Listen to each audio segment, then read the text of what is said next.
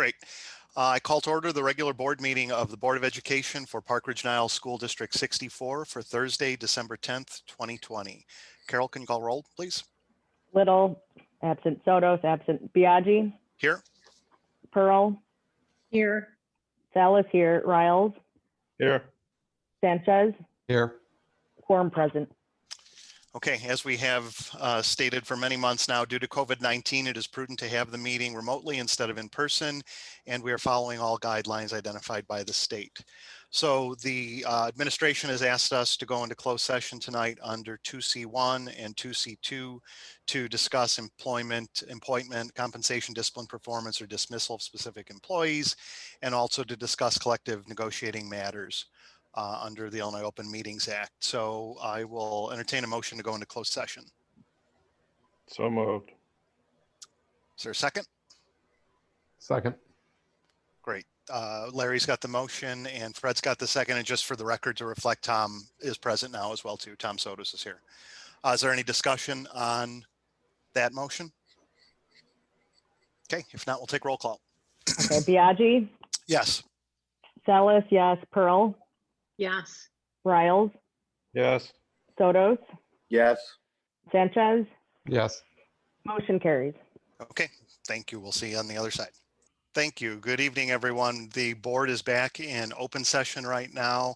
The board convened a closed session around 6:15 this evening, where we were in closed session to discuss matters under 2C1 and 2C2 of the Illinois Open Meetings Act. The board adjourned from that closed session about 6:35 without taking any action. And we are now at the opening part of our open session tonight. So with that, Carol, can you take roll, please? Riles. Here. Sanchez. Here. Pearl. Here. Biagi. Here. Salas here. Little. Sotos. Quorum present. Thank you. Larry, could you lead us in the Pledge of Allegiance, please? Before we start, I want to make a comment. We lost a great citizen from Park Ridge, Sue Beaumont, personal friend of mine. We served on several boards together. She was a two-time alderman in the city and left a big hole in the heart of Park Ridge. Years ago, she served on several District 64 committees, and she was just a great volunteer for the city. We're sorry to see her gone. I pledge allegiance to the flag of the United States of America and to the republic for which it stands, one nation, under God, indivisible, with liberty and justice for all. Thanks, Larry. So I've got just one quick remark before we move on to the public comment section, and that is we've got kind of a special evening tonight. Ron DeGeorge is going to be retiring from the district, and I just wanted to take a minute on behalf of the board to thank him for his dedication and service to the district.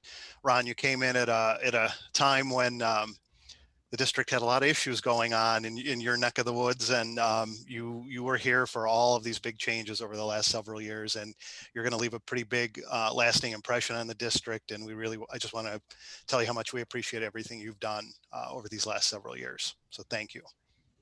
Thank you. So we're going to move on to the public comment section of the evening tonight. As we've done for the last several months now, the board takes questions both live and remotely via email. We've compiled emails that have come into the special email address that is set on the district's website for these board meetings. We've compiled them and we're going to read them into the record tonight momentarily. But for the public who wishes to comment on issues either on non-agenda or on agenda issues tonight, you can either come present to where are we? Where are you, Dr. Olson, tonight? At Lincoln? That's right. I can't tell from the background right now. You're at Lincoln and Dr. Lopez. So you can either be present to address the board there, although we do have restrictions on the number of people that can be present to a total of 10. And I believe we have 2 already there from the administration. So that means we can only have 8 in the room with COVID restrictions. Otherwise, you can send in emails during the meeting.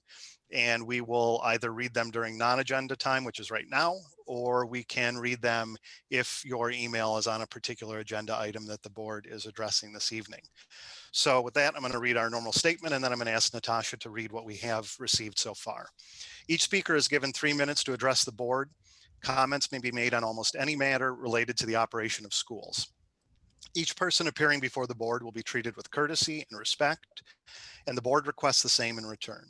In light of the privacy of personnel and student matters, commenters are strongly discouraged from speaking about individual staff or students during public comment. Commenters are instead encouraged to first raise such concerns privately with the board president or the administration. The board, however, recognizes each commenter's First Amendment rights. Thus, it will not prohibit commenters from speaking about individual staff or students, subject to well-recognized exceptions under the First Amendment, such as obscenity, threats, fighting words, or incitements to violence. So Natasha, I know that we have several emails tonight that have come in today and even a little bit just in the last hour or so. So if you wouldn't mind reading those into the record right now. Correct. Can everybody hear me? Yes. Okay. The first comment is from Rose Franco. Questions. 1, were there any cases of COVID traced to the 8 in-person days our kids have had since March? 2, part 1, how is Dr. Olson interpreting the IDPH different than countless other districts that have been open since August? Part 2, how is he interpreting them so differently from the private schools and daycares in Park Ridge and Niles that have remained open since August? 3, why continue to stagger an A-B schedule? Since approximately 75% of students will be back and some classrooms have only 3 students, why not let the kids that want to come back go for 5 full days? Where is the science or direction from IDPH guiding this nonsensical plan? 4, how can you excuse District 64 being out of school since March? How can this be rationalized by administration, teachers, union members, and board members? The next comment is from Bonnie Rischel. Hello, I am writing this to you to ask you to get our kids back in school full time. There are many other schools having much success with in-person learning. Our kids need to be learning in the classroom. Thank you. The next is from Allison Collins. Why is the district's plan to get students back to in-person learning full time? I'm sorry, what is the district's plan? What do the pandemic metrics need to be to return? Private schools in our area have been doing in-person successfully this entire school year. How do you continue to justify your decision to keep students remote or hybrid when there have been no instances of widespread in-school transmission of COVID? The next comment is from Kimberly Kayworth. We, D64, started the year off saying we were going to give the hardworking tax-paying parents in our community options to balance a strong education with the safety of our school community. And the community was very supportive. We started the year off very conservatively, fully remote, able to watch how private schools in our area and other districts fared who went in person. And the community was largely supportive. Then in the fall, D64 made good on the promise to give parents and students the power to decide the best way forward for their family's education in this stressful time, hybrid or fully remote learning. All seemed to be going well, finally allowing those struggling with the fully remote option another way forward. However, unfortunately, D64 closed down shortly after, leaving parents to again assume teaching responsibilities for all of the children in their homes each and every day. And once again, we do not have a clear plan on how and when D64 will get back to school. How can this be? How are our local private schools, where my children attended for much of their education and who constantly struggle with funding and resources, able to navigate COVID with great success, while our well-funded D64 is still struggling? What are our district's goals? What resources do we need to get back to school? Who is calling all of the shots in our district and why? Are we in need of another survey to see if we're meeting the needs of our students and families? Have we seriously considered the social, emotional, academic, and financial strains on our students and families? How can we move forward in a more productive manner, protecting our teachers while reaching our students? Thank you for your time. Also, I am happy to help in any way I can help our district move forward. This is Tanya Forte. Can we get an update on the plan for returning to school on January 19th? Also, what is the status of the committee meetings that were talked about a couple of months ago? If they were formed, can you please let us know how, when we can expect updates from them? This comment is from Diane Hamill. Question for the superintendent. You have had 8 months to add substance to the straw man return to school safety plan you previously outlined. It is now November. Do you have a plan to get students back to school that does not include Zooming in the classroom in January? Superintendent, many students in this community are failing academically and emotionally. This is, in my opinion, on your hands solely, as the school board has bowed out during the single most critical event in our time. What additional programs will you be implementing to provide mental health services to all D64 students? Superintendent, I understand that a group of superintendents in surrounding communities meet regularly, virtually, to discuss best practices, returning to school plans, etc. How many of those meetings have you attended, and what information, best practices for returning to school can you share with the D64 community? Superintendent, do the numbers/metrics that the district references in communications regarding positive COVID percentages for Park Ridge include the senior living and assisted living communities?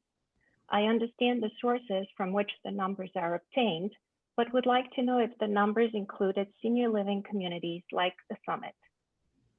Question for the school board. How many other school boards in the surrounding communities turned over complete decision-making power in the midst of this pandemic solely to their superintendent? Of those districts that have, can you provide some insight into the return to school plans and how they have been implemented? All. How is it that the Park Ridge numbers that are keeping our children out of school do not impact the private schools in the community? This next one is from Bill and Julie Beardsley. Dear board members and Dr. Olson, thank you for your service and sacrifices during this time. Please continue your efforts to provide our children the option of in-person learning. Thank you for the hybrid option in the fall. It is an improvement over full remote. The 2 days a week helped our children academically, socially, and improved their overall well-being. Please let us know what we can do to help in these efforts. Thanks again for your service. Regards. Vicky Duca. Hello, Mr. Olson. I'm writing in reference to reopening our schools for in-person learning. The reasons I feel that our kids can and should be back in the school building are: the students learn better in person, the students wear masks and distance in the classroom, the students can go 5 days a week learning their core classes, private schools are in attendance, daycares are in attendance, college and universities are in attendance. It is not my job to teach my kids. I'm exhausted and I know I'm not alone in this. We have enough to deal with being stuck at home, changes in finances, etc. Get our teachers and kids back to school 5 days. No hybrid doesn't make sense. My daughter is a kindergartner and there were only 6 students in her classroom on Monday, Tuesday hybrid schedule. Everything was fine. My son is in pre-K3 at Jefferson School. Everything was fine there too. We need to move forward as D64 and get our students back into school with their teachers instructing them. We do not need to follow the other districts and their plans. We need to lead our district and get some type of normalcy back into our children's lives. Health and safety are above all, but I never heard of any issues in any of the schools during hybrid. Custodians are on payroll and benefits. What are their duties while the buildings are empty? I moved to D64 to have the best schools and education for my kids. Step up and make the change for the better. Reopen our schools. Best regards. This next one is from Vicki Muchler. Dear District 64 Board, Administration, and PREA. It has been a month since I have contacted you all after sending daily emails. It isn't that I am satisfied or believe now that our children are doing better. It is quite the opposite. I, as well as many, many others, continue to be beyond frustrated at the way this year has gone for our children. I simply realized that with zero response from Dr. Olson or Board President Biaggi, that my daily efforts were futile. You seem not want to hear what the parents who demand better for our children have to say. It appears as if your minds are set and there is no convincing you otherwise. That is a real shame, and I have better things to do with my time than to write daily emails to have my thoughts fall on deaf ears. The utter lack of communication and transparency from Dr. Olson and D64 is unacceptable. How is it that today marks the first day where vaccines may be given in the United States? However, D64 has only mustered up one meeting of a pandemic advisory committee. And speaking of, how has there been zero communication from D64 about this committee or any of the other committees they requested volunteers for? The parents and community deserve better. Dr. Olson must do a better job reporting the steps being taken by the district. We, the parents and community, demand a minimum of communication from Dr. Olson about the return to school plan and updates from the new committees every 2 weeks while we are in a remote or hybrid school format. The school board needs to hold Dr. Olson accountable for regular and informative communication to the community. I see my children daily moping around in their pajamas all day, getting lackluster grades, talking about how they seem to live in Groundhog Days, where they live the same day over and over. There is no motivation, and sadly, they are now losing hope. Hope that this year will ever get better, and hope that they may ever see the inside of a school, even for the next school year. Our children are drowning. They need a life raft. They need that life raft to be a return to school with in-person teachers this school year. Signed, a beyond frustrated and sad parent. This comment is from Kelly Lawrence. Hello, Dr. Olson and school board. It is disappointing to see that schools will still only have a remote option available until mid-January. While the teachers are doing their best, this is not an effective and engaging way for our kids to learn. I can only speak from what I am observing at home and brief 15-minute parent-teacher conferences. I have yet to see either of my daughter's math scores, report cards, as those are getting mailed out today, another issue. So I don't have any way other to measure. I have talked to friends from around the United States, as well as all around Illinois. While it is hard to create a perfect plan for schools in this environment, people are astounded when I tell them about D64 plans. Repeating electives, 3 schedule changes within the first trimester, 2 days hybrid a week with no additional days in sight, the metrics utilized for returning to remote, allowing parents to switch their hybrid remote option multiple times throughout the year, having kids in Zoom class in the classroom are all areas of concern. Schools in our town, with all the positivity rate ebbs and flows, have been able to successfully have 5-day in-person class without any reported outbreaks. There is enough data now to suggest it is safe to go back with the safety measures we have in place. We can do better. Our kids deserve better. Thank you for your time. This next comment is from Nicole Ancona. Some questions for this evening's meeting. Is the fact that our children are suffering more mentally and emotionally from this pandemic than the actual virus itself being taken into consideration? What is being done about hiring more teacher/substitute support? Are more being hired? And from Elizabeth Juris, I'm surprised and more than a bit disappointed that the subject of returning to in-person learning is not a standing agenda item. This topic is singularly the most important topic for many parents and students. The IDPH guidance was clear that Tier 3 shutdowns occurred so schools could be open. So why aren't they? The days my kids were in hybrid, they thrived. I had the opportunity to volunteer in person as a lunch recess helper those days, and I never felt that either my children or I were at risk. D64 did a wonderful job with mitigation measures. All the research shows that schools are not super spreader locations when mitigation measures are in place. I don't understand why we are taking children out of a safe and controlled environment. Remote education is not going well. I am not placing any blame at all on teachers who are also forced into the subpar teaching learning environment. I want to know why our kids are being denied an in-person education. What exactly are the obstacles we need to overcome? Also, an update from the Pandemic Response Committee is far overdue. I don't want to hear comments, excuses about community spread when our community's private schools, preschools, daycares, learning centers, etc. are all open. I asked my children if they wanted to provide public comment for tonight, and while I deemed my fourth grader son's comments not appropriate for this meeting, for this setting, I will share a photo of his screen today.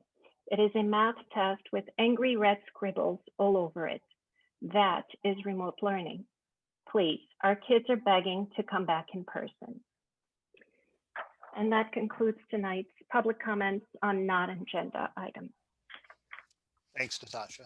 So again, for the public, we will obviously keep taking in emails throughout the night. If they are on particular agenda items, we will read them during the public comment section on any one of the particular agenda items that we have this evening. So moving on to the approval of the meeting agenda tonight. Normally this is the time when I ask the board if there are any items they would like to add, remove, or amend on our agenda. And I have one, which is that I would like to add what would have been Dr. Olson's update on remote learning during his normal superintendent's update at the end of our agenda. I would like to add it as an agenda item after the student staff recognition item that is coming up next. So are there any objections to that from the board to add that? Okay, so we'll add that as right after A2 on our agenda tonight. Are there any other additions, deletions, or amendments to the agenda as presented? Okay, Dr. Olson, I think we've got some student and staff recognition. Yes, and I am going to begin by turning it over to Erica Fallhaber and let her take it from here. Thanks, Dr. Olson. My name is Erica Fallhaber. I am the curriculum specialist for instrumental music and orchestra teacher at Field, Franklin, Carpenter, and Emerson schools. In mid-October, select middle school band and orchestra students virtually auditioned for the prestigious Illinois Music Educators Association Festival. Students spent months preparing for their virtual auditions for submission to this top-notch audition opportunity. Hundreds of students from approximately 50 middle schools in the North suburban area auditioned to be part of this prestigious ensembles. On Saturday, November 14th, students participated in an all-day virtual festival with master classes and breakout sessions led by professional musicians and highly esteemed music educators from around the country. Tonight, I have the honor and privilege to acknowledge 20 middle school band and orchestra students from Lincoln and Emerson who were selected to participate in this year's ILMEA Festival. Please help me in congratulating the following students. From Emerson, Mia Bukeister on clarinet, Eliza Chasik on violin, Kayla Similuka on flute, Sayla Kim on flute, Marina Koster on trumpet, Edward Kati on trombone, Samantha O'Leary on violin, Victoria Stott on percussion, and Oliver Tu on cello and jazz piano. And from Lincoln Middle School, Toby Burkham on trumpet, Grace Halpern on violin, Lucy Hassman on bass, Lily Hennigan on viola and percussion, Samara Leffler on clarinet, Julia Moskal on violin, Ryan Shainstedt on percussion, Aiden Story on trumpet, Laith Tanis on percussion, and Simon Tremblay on saxophone. Congratulations to all of our students. We are so proud of your hard work.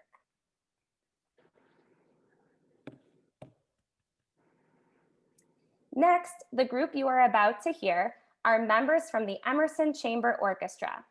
Students learned their individual parts and recorded themselves. We compiled the videos together to perform for you this evening. A special thank you to 8th grade student Oliver Tu for combining all 4 videos into one flowing virtual performance. We wish you all a very happy and healthy holiday season filled with beautiful music. Enjoy.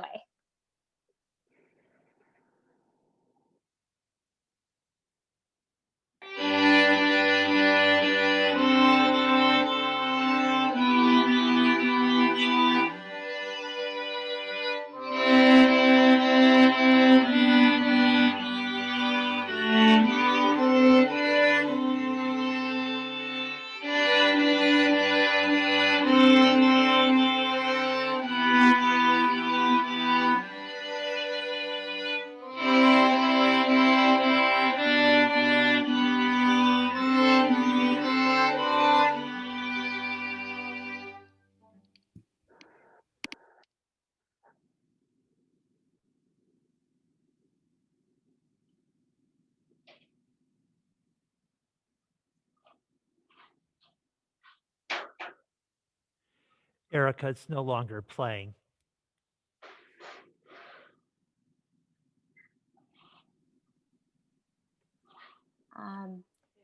MJ?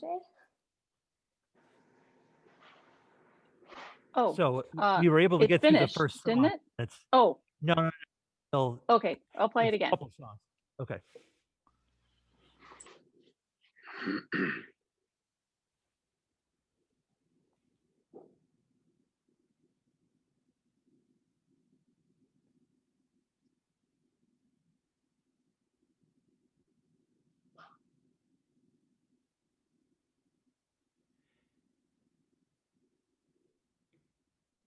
We're still not seeing or hearing anything. Oh, there we go. Are we able to forward ahead a little bit?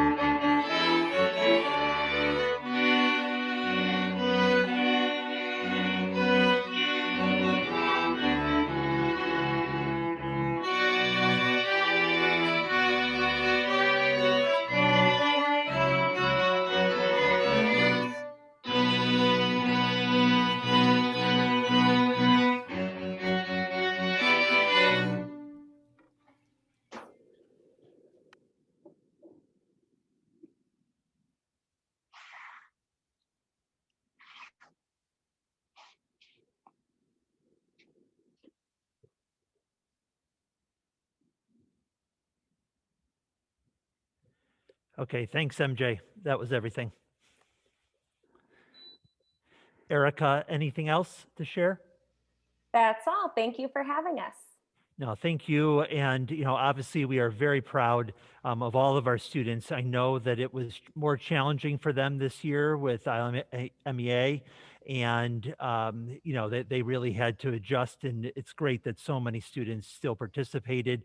And thank you to you and all of our music teachers that are trying to make the most of this year with all of the certain situations. And it's still good to hear kids playing music together, even if they can't be in the same room. So thank you.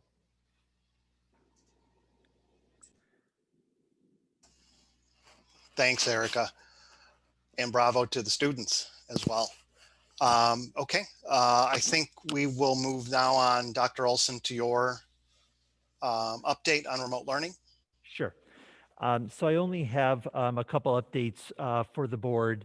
As the board knows, the CDC came out with new guidelines in terms of quarantine. And as of last week, we were waiting to see if the Illinois Department of Public Health was going to follow suit.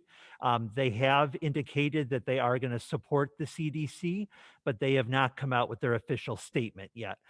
We expect that to come out any day. So we're just currently waiting to see what is the language going to be, what is the specific guideline going to be, and are there any other guidelines that have changed at this time. So, on particular ideas of quarantine, we're just waiting to hear that piece. And when the Illinois Department of Public Health then makes those changes, then we'll make the changes accordingly as well. In terms of the metrics, really just watching it day to day after the Thanksgiving break, it's just continued to go higher and higher every day. I think that just an interesting difference is that while the number of new cases in Park Ridge and Niles are pretty similar, the positivity rate is much higher in Park Ridge right now than it is in Niles. I don't necessarily have reasons for why that is. It's just what the data is showing, at this time. With that being said, I think that I'd like to talk a little bit about the phrase moving the goalposts. And I'm starting to hear that phrase in newspaper stories and different pieces and usually it's around the idea of accusing some political leader of you're changing. First, you said it was going to be this guideline. Now you're saying it's this guideline. And while I can't speak for all of those people, I just also want to make sure we understand that one of the reasons the goalposts are changing is because we know more and we're learning more as we go along. And I think back to July, I sat down and met with all of the PTO and PTA presidents, and I explained to them how PE was going to work. And a kid was going to throw a ball, and then a teacher was going to pick it up and clean it. And then they were going to hand it to the next kid, and he was going to throw the ball, and then we were going to clean it. And we talked about that recess was going to be standing outside in a 6x6 square and just breathing in the fresh air for their recess. But over time, we learned that we could loosen up on that and really allow kids to intermingle at recess and allow them to use shared equipment as long as we had certain of our mitigation policies in place. I think that what also is that when we were originally being told numbers and you're hearing 175 per 100,000 or 8% positivity rate, those feel like scarier thresholds. But when you pass them and everything is still continuing to work and function, then that means that we are able to do it and we are able to go further than maybe we had thought we could previously do. So I think what's hard is that if you went to your doctor and had a procedure and then 5 years later went back to that doctor to have the same procedure and that doctor said, well, we've learned a couple things since then, and now we do the procedure like this. Most people would say, that's what I want, not please let me go back to the old way that was worse. And so that as we learned that much more, we're able to make different decisions or better decisions than we did in the past with that information. I think what's really different from my doctor analogy is the fact that I said 5 years went by. And what happens here is sometimes it's only a day where all of a sudden new information has come in and then we need to adjust accordingly. So I think that this idea of moving what the targets are, I don't want to do it for any reason that would be wrong or any reason that would be unsafe. But we have a much better understanding now, and we know that schools are safe places. In regard to why schools are safe, there is a couple of big reasons or big conclusions that we can start coming to. One of those is the fact that schools have a lot of mitigation pieces in place, that there are a lot of health procedures that have to be followed during the school day. And because of all that, it's allowing us to keep our schools healthy. And the other piece is that educators in general tend to be rule followers. So when they're at school, they're following all the rules and all the guidelines so that schools have been able to stay and be a safe place. And so we are still on target to start on January 19th. I continue to watch the numbers, continue to consult with the Cook County Department of Public Health as we watch where things are going. Unfortunately, it is a bit of a holding pattern right now, as they can't predict where we're going to be 3 weeks from now or 5 weeks from now. And so I believe we can be back in school on January 19th. If we can do that sooner, we'll do it sooner. And we'll continue to watch what that information is. But here's where we are at the time. Lastly, the Pandemic Advisory Committee has met once and is meeting again next week. Our first meeting really was just spending a lot of time making sure that everyone had the same information and was up to speed on what all the information and data are. We also spent a lot of time just answering questions and really being able to talk through why certain decisions were made or why something needs to be this way or needs to be that way. And we had a lot of good discussion on that first night. The second night next week is now starting to get into, the real topics and starting to debate and so forth. And, we needed to create a lot of a framework for how this committee was going to operate, especially since we have people in the room that have different points of view on what we should or shouldn't be doing. And so I do think that this committee is going to be very helpful, and I look forward to us continuing to meet. And we will continue to meet twice a month, especially in the beginning here, to establish where we're going. Those are just some of the key pieces I wanted to update the board on at this time. Thank you. Do any board members have questions for Dr. Olson on what he just presented? Tom? So you mentioned this time, and I think last, if we can get back sooner than January 19th, we certainly will. Can you please explain and elaborate what metrics and what you would be using to base coming back sooner? Sure. So first of all, it is the idea of watching what that quarantine period is. The reason that most school districts are closed for those 2 weeks in January is the idea that everybody's going through a quarantine period after possible travel. But if now the guidelines are going to change and shorten that period of time, that is a factor that could be different. But then that's also deciding, coming back a week earlier, coming back 3 days earlier, depending on what that guidance is and depending on what those numbers are. The other piece is just continuing to watch the trend to kind of see where we're heading. If the trend starts going down, that might be a sign that we could start earlier than January 19th due to that piece of information. I don't want to fool anybody that I think it's likely going to happen, but it definitely is a possibility and something that we're watching and considering as we go forward. Does that help? It does.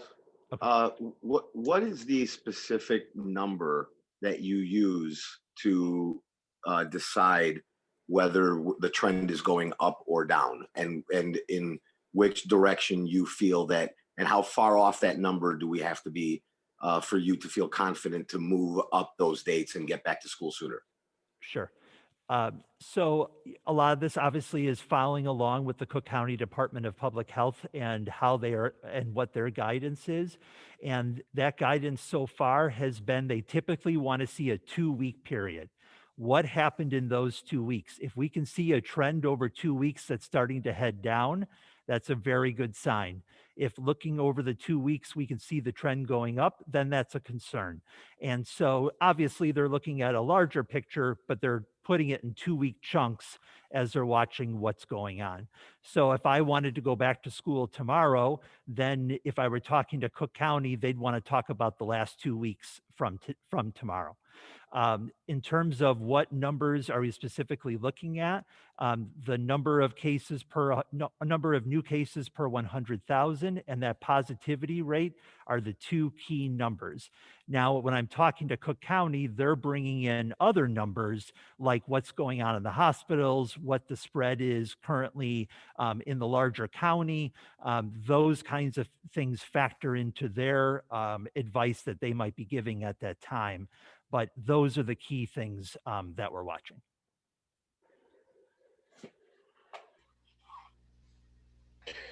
Dr. Olson, how often are the superintendents meeting? And I'm sure that you meet with the superintendents in Glenview, Niles, Arlington Heights. Give us a little bit about some of those meetings. Sure. So really, since the pandemic began, I've had 2 standing meetings every single week. One is with the local superintendents with District 207 and all of the districts that feed into 207.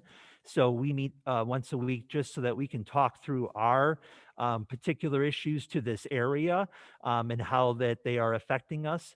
And then I also have a much broader meeting that I attend regularly that has all those superintendents that you were mentioning, Larry. And those I also attend once a week so that I can have a better understanding of what's happening largely around us outside of just our particular area. And then beyond that, it really depends on the week.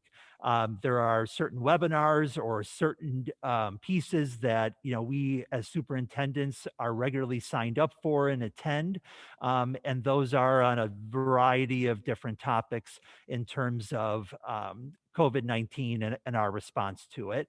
And then we also communicate regularly with Tony Louisi, and he's giving us updates from the law world.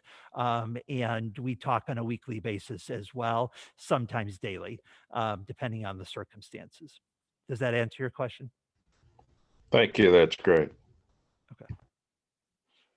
So another question regarding decision to stay out till January 19th and stay in hybrid or stay at full at home.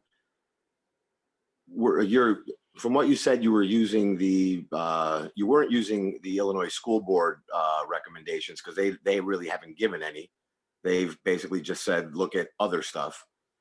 So you're looking at other things. How do you take into consideration the private schools that have stayed in person learning and have done so with some decent amount of success in avoiding major outbreaks of COVID? And what have you done to analyze that situation and see if we can implement a similar process in our schools? And if you have already determined that that's impossible, can you please explain why? What is the reason why we can't do what private schools are doing? Is it because we're too big? Is it because we have staffing issues? Is it because, whatever it might be? Sure. So, always I have to start the answer to a question like this is it kind of depends on the school. There are unique circumstances to every school and every district. So I would need to know more details to know exactly why that particular school made a decision. However, I can answer your question in general to give you some sense of the answer. Dr. Lopez and I visited one of the parochial schools in town, and had a tour with the principal and talked through several of the aspects and spent an afternoon there, really trying to understand their policies and procedures, but then also to have a better understanding of the guidance that's coming from the Archdiocese, as she was able to share a lot more information with us than we're able just to see in general. I also talked with another principal, another parochial school in town, and while it was only on the phone, it was the same kind of thing of gathering information on that. There are a lot of procedures between public and private that are very similar, or exactly the same, but there are a couple of differences. And one of those differences is that I have seen is that students are not spaced apart. It looks like a normal classroom with normal rows of students, lined up back to back. So under the guidance that we've been given by the Illinois State Board of Education, is that we need to either be following 6 feet or as close to 6 feet as we possibly can, but they're not abiding by that. So because they're not abiding by that, that allows them to have many more kids in school and many more opportunities to have full classes 5 days a week, those kinds of things. I think that there were some differences in terms of quarantine procedures, of how we would do it versus they would do it. For instance, if a student is identified as positive, they're only testing the students immediately around that student. Whereas we have more procedures about that entire classroom, is so then they're able to have students more time in school and not quarantining as much, but we are doing that as a safety precaution. So those are a couple of the key differences and why, but then there might be specifics depending on the district. So you answered me a lot of the questions that I had on how they're doing it and why we're not, and what we're doing. However, with the things that they are doing, they're still not having, from what I understand, and please correct me if I'm wrong, any major outbreaks that are causing their schools to completely shut down for lengthy periods of time. And with the Illinois Department of Schools not really giving us stern rules, but rather recommendations, what is causing our district to not want to take a little bit more of, I guess I'm going to use the word risk, knowing that the schools in our area that are private are having some success in pushing the envelope a little bit. What is the reasoning that our district isn't interested in potentially maybe lessening the 6 foot to 4 feet so that we can fit more students? Doing the quarantining that the private schools are doing as opposed to the ones that you may recommend, since we are seeing that schools aren't becoming these major super spreaders. Is it something that this district would consider, or is it something that it has considered and then just decided, no, we don't want to do that? Can I just add one fact before he answers that I think may help a little bit, because we represent private schools also. Many of our private school clients have called and had us draft waivers of liability for their kids to attend private school. Public schools can't do that. We have to offer a free, appropriate public education, and we can't tie strings to it like that. So that is one of the major distinctions, are waivers of liability, which a private school can impose upon their student body. But there may be other answers, but I do think that's an important factor from the legal world with respect to liability.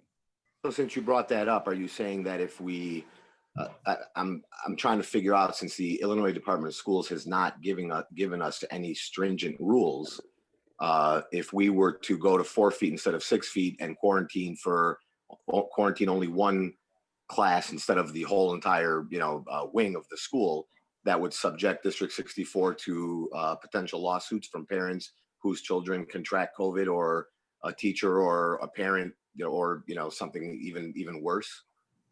Are you saying that we would be open to that liability? That's the concern. That's the distinction between private and public schools, where again, many of our private schools are having the parents sign off on a waiver of liability.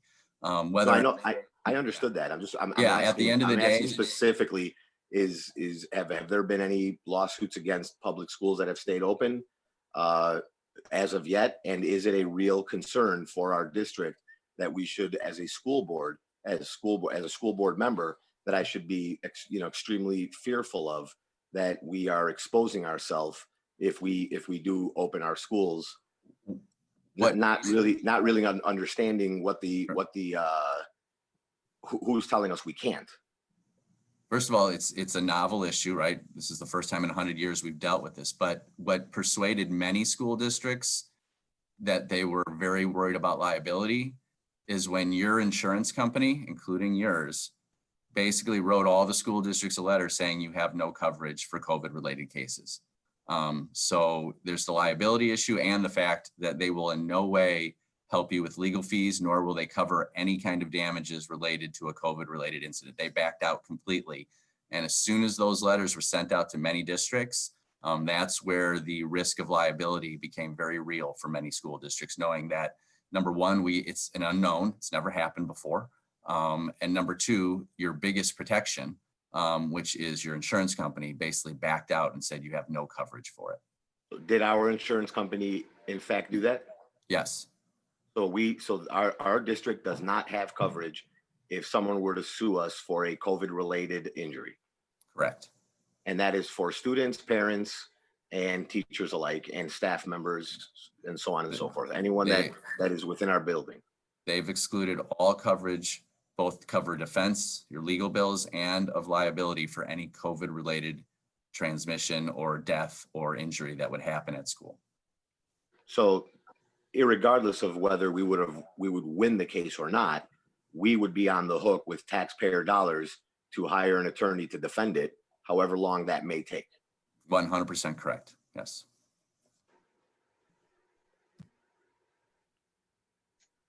This question and comment might be Dr. Martin. I know later on the agenda, we're talking about substitute teachers. We talked about it then at our last meeting.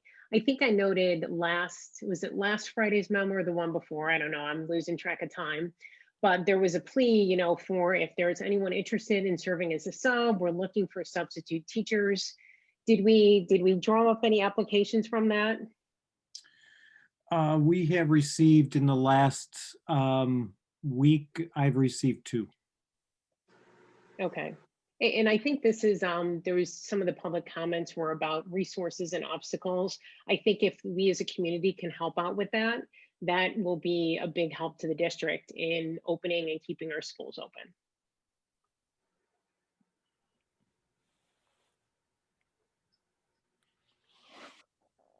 So Natasha, oh, sorry, Tom, go ahead. No, if I was just going to ask Natasha if any comments have come in while we've been talking. None have come in, no. Okay, great. Tom, go for it. Well, I want to follow up a little bit on the liability issue. So if we open up January 19th in a hybrid version, we're still taking the risk of that same exposure. Yeah, but your defense would be, right? And this is going to your question of why the private schools are able to do some things we aren't.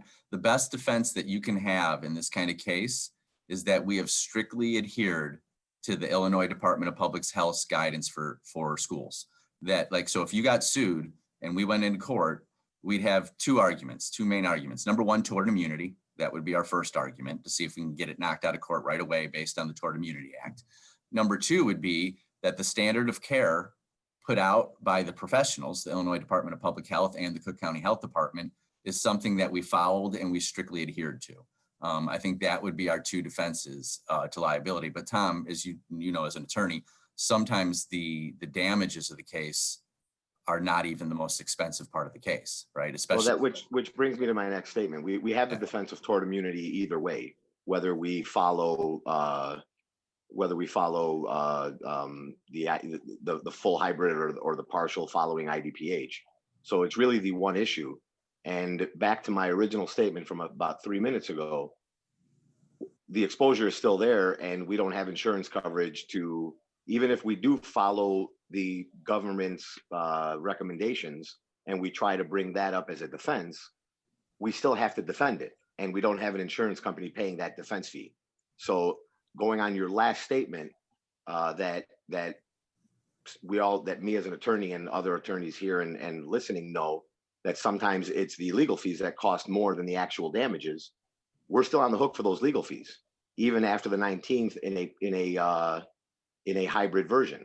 So from what I understand from this conversation, the only real lessening of liability that we're taking on is that we might have less people to sue us if we have a hybrid as opposed to going full, because we'll have less people that potentially might get sick. And that's really the only difference between our decision of going, for the liability side of it, going full or hybrid, unless there's something I'm missing. Talking about the legal fees, yeah, that will be there either way. I was speaking more about defending and winning the case. And obviously the damages for a wrongful death suit, as you guys are well aware, can be pretty expensive also.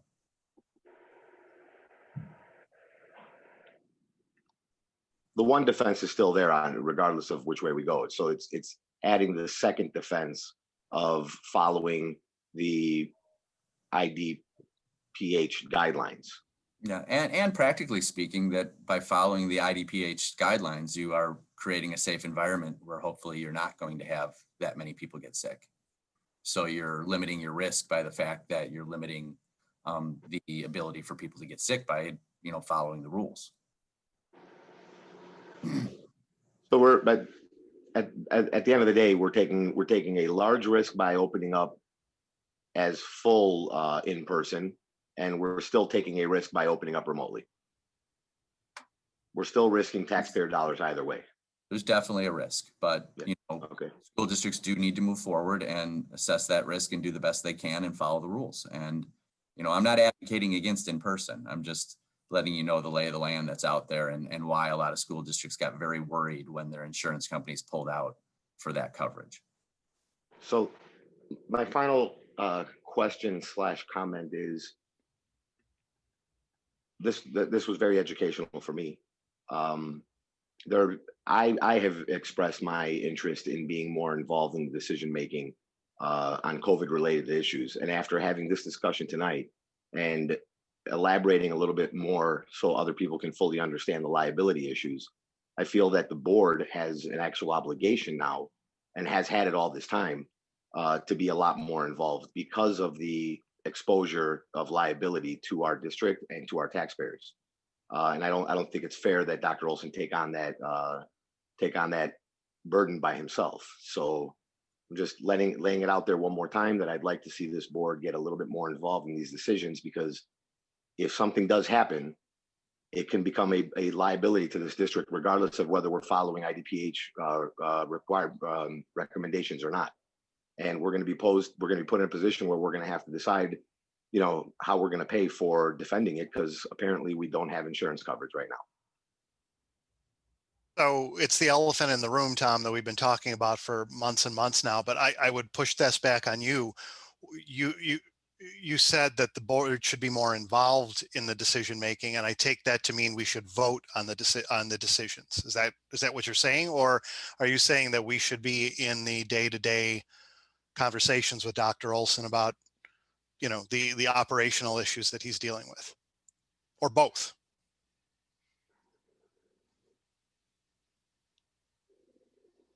Tom? Because I think from the closed session last time that if a vote was taken at the conclusion of that closed session, and I think I heard you correctly as well too, it would have been 7-0 to support what Dr. Olson has done to date at that last closed session meeting. So I'm just curious because you're kind of implying that the board's not doing its job right now. No, so I'm curious. I'm not implying that the board's not doing its job. I'm advocating for the board to be more involved in the decision-making process. I think this board, including myself, learned a lot this evening from the questions we asked, from the questions I asked alone, something that we may not have known prior to this meeting. And I think that more involvement by us I think would be beneficial to our entire district. And I don't necessarily want to jump right to having to vote on everything our superintendent decides to do.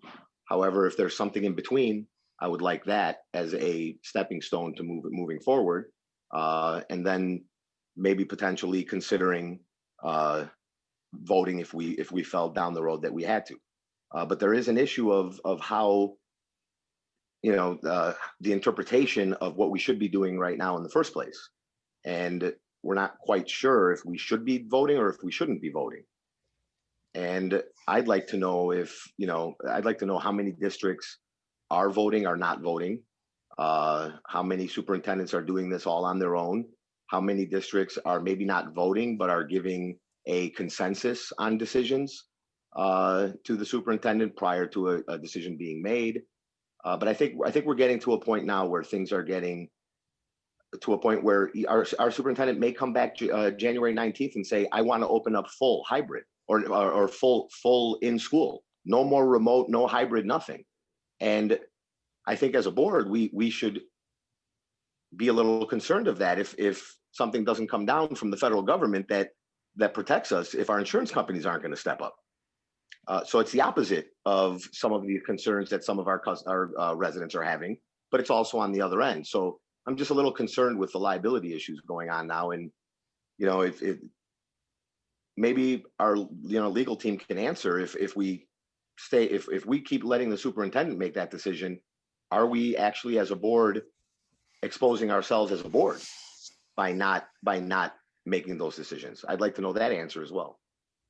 Okay, and before you give that answer, I just want, the reason I asked the question I did of you, Tom, is I think we've heard emails tonight, and we've received many emails primarily from the same group of people in the past that have accused this board of, quote, dereliction of its duties. And I just want to make it clear to the public, the board has been given weekly updates, from Dr. Olson since the beginning of this pandemic on everything that is going on. They're in our board reports. If you want to FOIA them, feel free to FOIA every one of them since March. There's a weekly report in there. We had a closed session just a few weeks ago for the better part of 2 hours where we spent the entire time talking about nothing but this issue. We've had several meetings where this issue has been the main topic of our board meeting. So I'm with you that that when we get to issues like this, where there are decision points as to whether we put the district in potential legal liability, that the board should be involved in that. But this notion, and I'm not saying you're saying it, I'm saying though that your comments tonight could be construed as you saying that the board is derelict with its duties right now in staying on top of this issue. And I would vigorously disagree with that position. And I vigorously disagree with the position that many people on emails have taken, accusing the board of being derelict in its duties. So that's all I'm saying. Let me help you and make it clear that I am not saying that. And I echo what you just said, that yes, we do get weekly updates from the superintendent. We are very well informed as to, what decision is going to be made. I personally would just like to have more information on how those decisions were made and what went into making those decisions deeply. We do get, and again, I want to be clear so the public understands, we do get information on how the decisions were made. Dr. Olson's not just saying, I'm going to close schools, we're going to reopen January 18th. Thank you, I'll see you at the next meeting. That's not what our memos are about, and that's not the information we're getting. We're getting a lot more than that. So the public understands that this board is very aware. I'm having a problem with the line of whether we should be more involved in helping make the final decision after we've gotten this information, or if we're still okay with the superintendent making the final decision. And especially with this liability issue looming over us, I want to make sure that this board isn't actually exposing itself as a board by not making those decisions or taking on that control. Right. And I agree. We've struggled with this for a couple of months now. The board has. I completely agree. So Tony, do you want to answer that question as to whether or not the board is potentially taking on more or different or less liability as a result of not making that decision?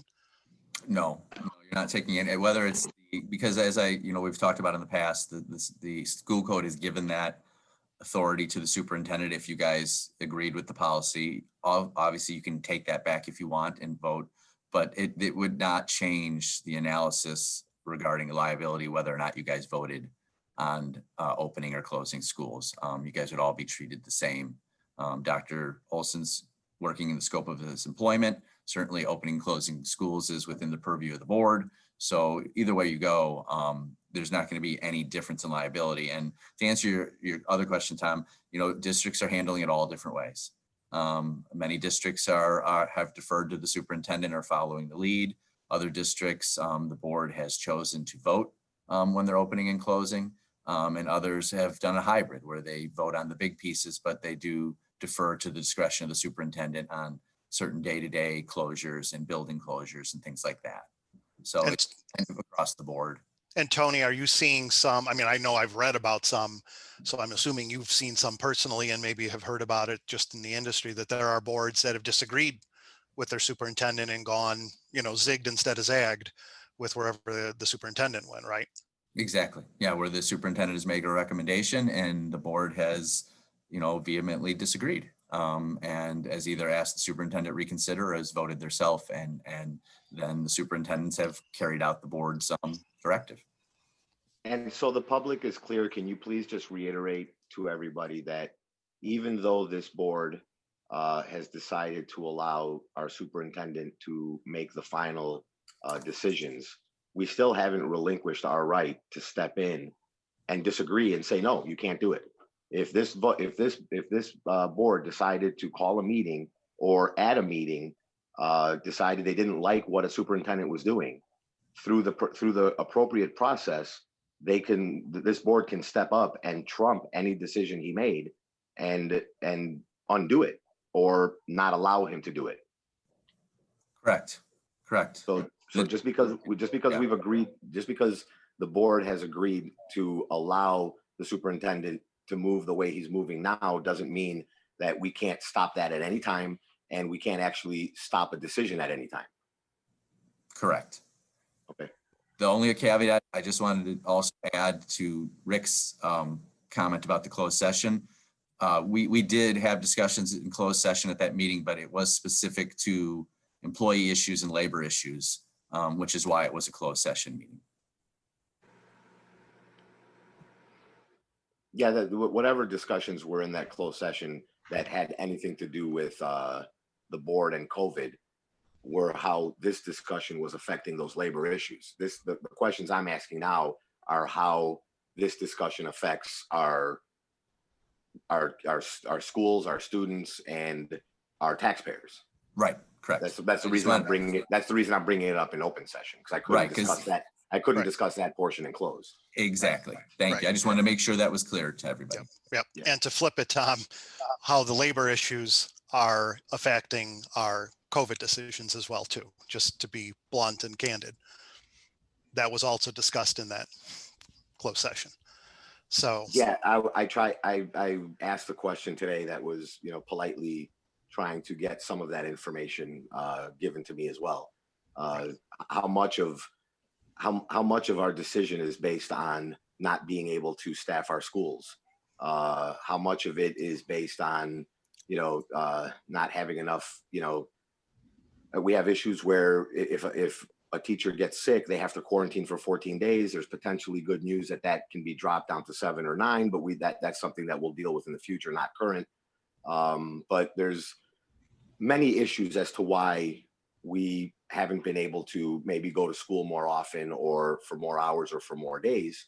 And I just feel that whatever those issues are, I think our community would like to know in detail the reasoning. And I think that would alleviate a lot of the concern because they're not quite sure they're getting the detail. They're getting an idea of what our district's process is and what we're planning on doing, but the details are not there. And I think they're starving for those. And I was just hoping that my questioning today would help get some of those questions answered here in this live session so that I can alleviate some of those concerns. Staffing issues, Tom, you make a really great point. I mean, many of you probably saw the Chicago Tribune article over the last week, where they put the data out about how schools aren't super spreaders. I thought that was a good article around that data. What that article did not touch on at all is the issue that you just spoke about how hard it is for schools on a daily basis right now, adhering to the Illinois Department of Public Health's guidance to staff for in-person learning 5 days a week.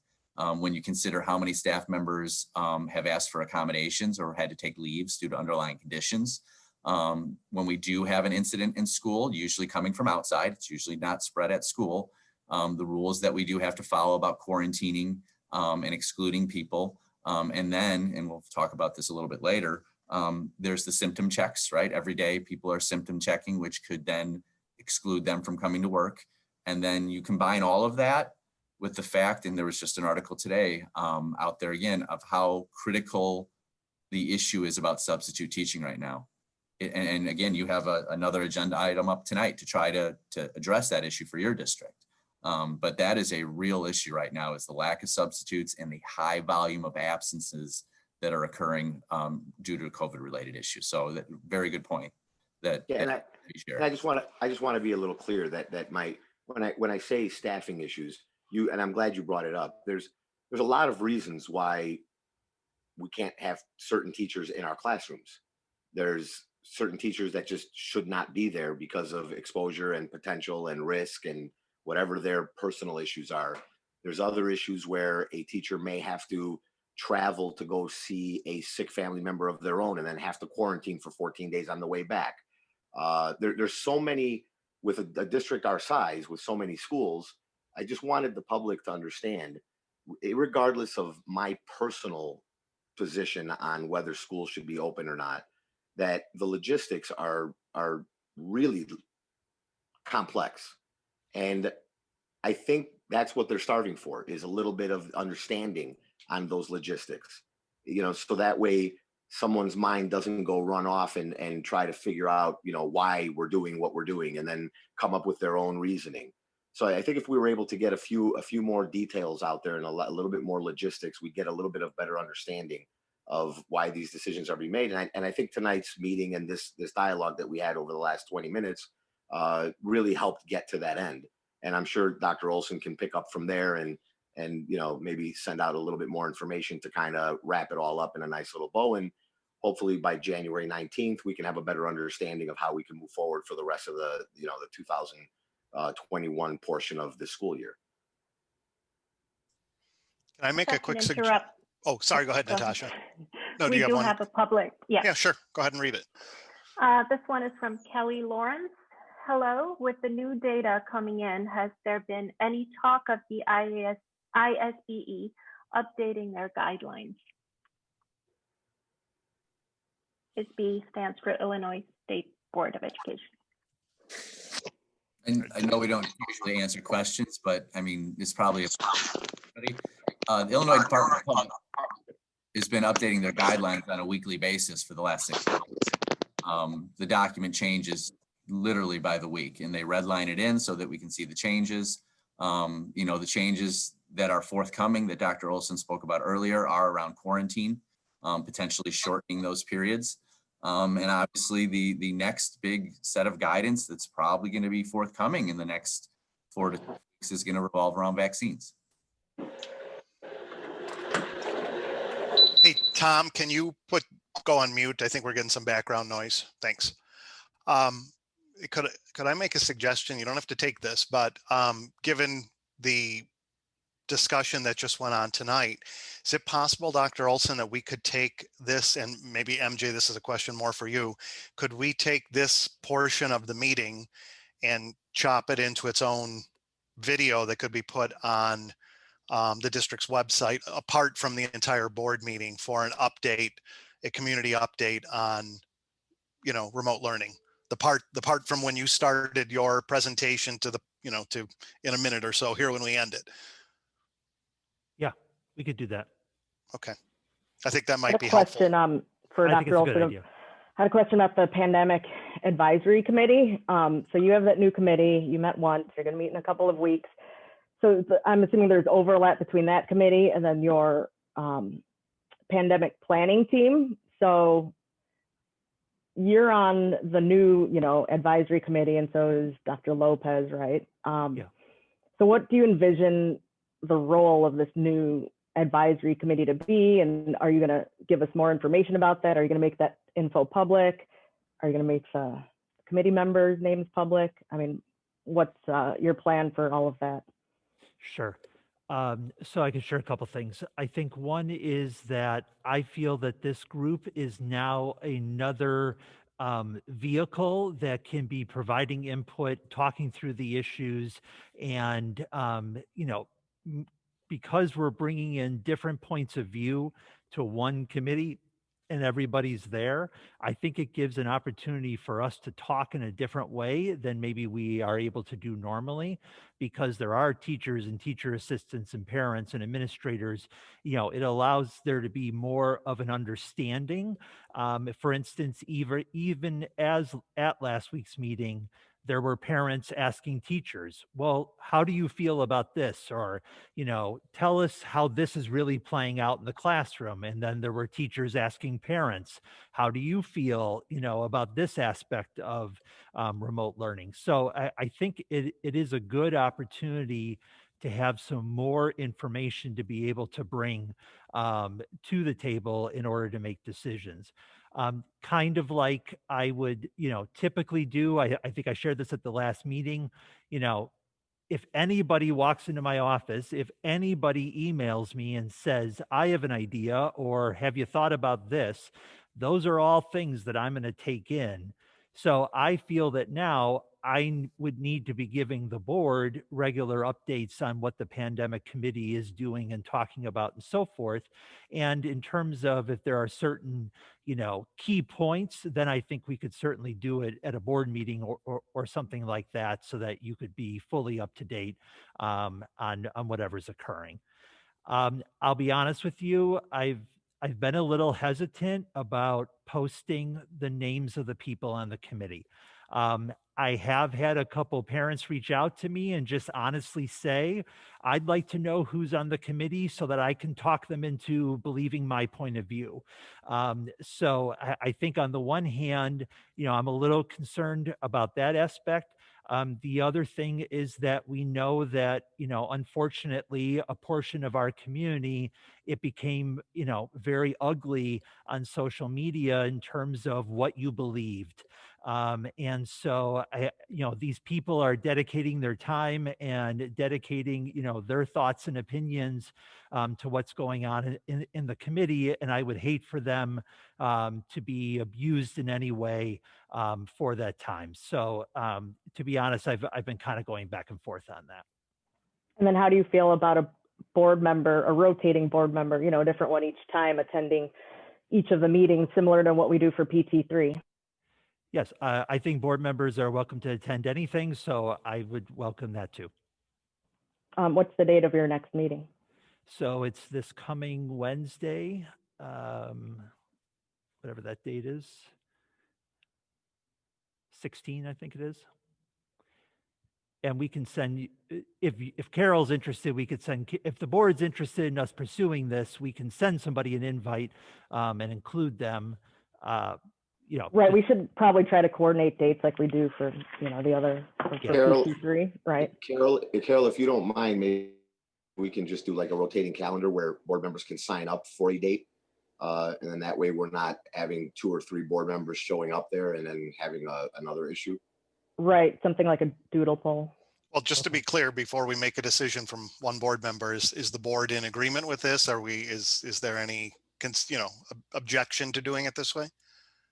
Where a board member is going to participate in this committee ongoing? Okay. Okay. So, Natasha, any other emails that have come in?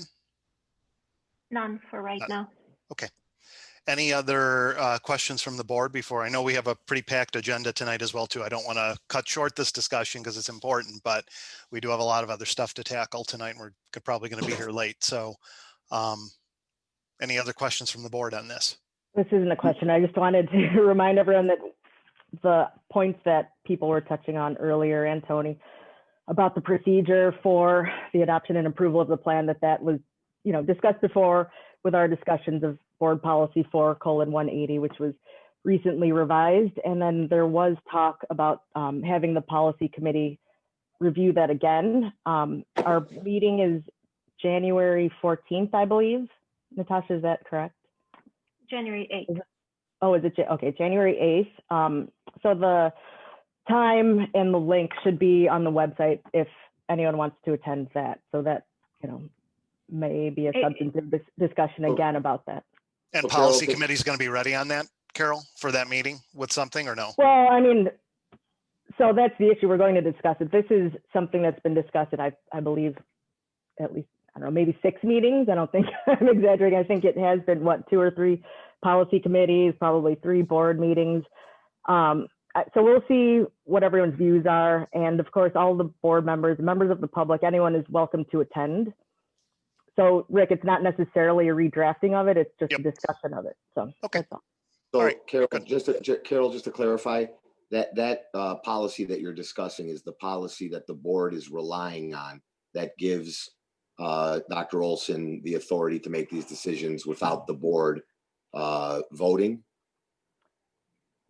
So I believe a majority of the board's interpretation and our attorney's interpretation is that the board does not have to vote. And the minority view was that the board should vote. So that's one of the things. Does it need to be redrafted, or is it okay as it stands? And can we get the same, so that is a policy. So 4:180, if anyone wants to discuss it, January 8th. And January 8th that's our next meeting? Or that's the policy committee that's meeting? policy. And we will The be board discussing policy committee. and the board will be discussing that policy again as a board to revisit it at our next board meeting. Do I have that? To the correct? extent that somebody wants that on the agenda, but I don't know. I feel like the result will be the same. If we still have a majority that feels one way, then are we spinning our wheels if we don't have, 4 people who are on the other side? So that's something that I guess could be discussed at our policy committee meeting. I think if the policy committee is going to be discussing the policy itself, I think the board should either, we're going to have, if the policy committee comes with a recommendation to change something in the policy, we're going to have to vote on that, correct? Correct. And if But the thing is, if we change our interpretation of that policy, then it doesn't require a vote because we're not changing the text of it. when are we going to, when is this board going to get together to discuss that is what I'm saying. The interpretation of it. And I would like, Rick, I would like to see the issue of this policy on our next board meeting. And so I that we just can make 2 discuss it as a points. board again. Okay, 2 points. Number one, the interpretation of the law was at question. You guys need to decide what you want your policy to say and then just write it clearly with the way you want to say. So I gave an opinion that said our interpretation is the law that the board may allow the superintendent to make those decisions. If this board wants to change their policy, I'm not telling you can't do that. You certainly can do that. And then point number 2, and it's up to the board, Robert's Rules of Order on a motion that is passed by a majority of the board is that typically for that position to be recalled and voted on, the motion should be coming from somebody that was in the majority that voted in favor of the policy being adopted. That is Robert's Rules of Orders. Now, certainly the board can decide to bring it back and vote. But if you're following Robert's rules, the motion that night, if you're going to revisit something that was already voted on, should come from somebody that's in the majority on that vote. And if Well, I'm not motion, it would be a motion to reconsider, Tony. Exactly. Right. Yeah, Right. if I'm not mistaken, it was that a 7-0? No, That was a 4-3. it's a 4-3 or 5-2. Yeah, I couldn't remember. Yeah. 4-3. 4-3, right? So it was a little closer. I believe it was, if I've got this right, it was Carol, Tom, Rebecca in the 3. Is that right? Correct. We wanted to vote on it and then, Right. And correct, the we other were in the four were- minority. Right. Yep. So it would be one of the other four that would need to bring a motion to reconsider. But so Tony, just so I'm understanding that correctly, so regardless of our normal policy rule for any board member, you know, being able to request an agenda item, in order for that to be voted on under Robert's Rules of Order, it would need to be in the form of a motion to reconsider, and that motion to reconsider would have to be moved and seconded by some people in the majority. Just Oh, moved. it just need to be moved by somebody in the majority. And again, I mean, bringing a totally new issue, it's not, but if we're going to be really Right. that same exact issue, that is Robert Rules of Order. Obviously, you guys has the discretion to set aside those rules if they want, but I'm just telling you, that's what your board policy says you guys follow. Right. But So I- if we wanted to set I- that aside, we'd have to have a motion to set aside Robert's rules in order to do that.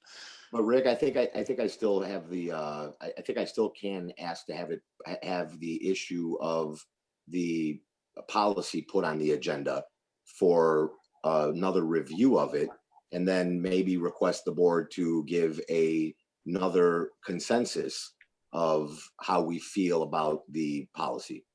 And I don't think that would be violating anything from Robert's rules. Right, because we're not voting. We're just giving consensus at that point. You're So taking a if- straw so if- poll. So if someone doesn't contact you from now until the next meeting, who is of the four that voted, who have the right under Robert's rule to bring it back, then I'm asking to just bring it up as a agenda item for discussion and possible consensus. Yep. Okay, well, consider that done. It's definitely on the agenda for next time around. And if one of the four, either myself, Fred, Larry, or Denise wants to make a motion to reconsider, then we would add it as an action item on that agenda as well too. And then we could potentially take action that night if we wanted to. Right. You'd add the agenda item, and then I would just ask that you put next to it possible action will be taken. Right. Right. Okay. All right. Anything else on the remote learning topic before we move on? Okay. All right. Thank you for everybody. So Dr. Olson, maybe we can just talk offline, and MJ, if that's possible technologically, to do a snippet of the meeting tonight that we could put in a special place on the website. Yep. Okay.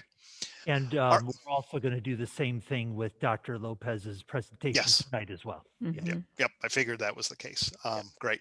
And speaking of Dr. Lopez's presentation, that's next up on the agenda. So Dr. Lopez, you want to take it away? Perfect. Yes. Thank you for the opportunity to address the board tonight with our annual student achievement update. I'm going to go ahead and share my screen.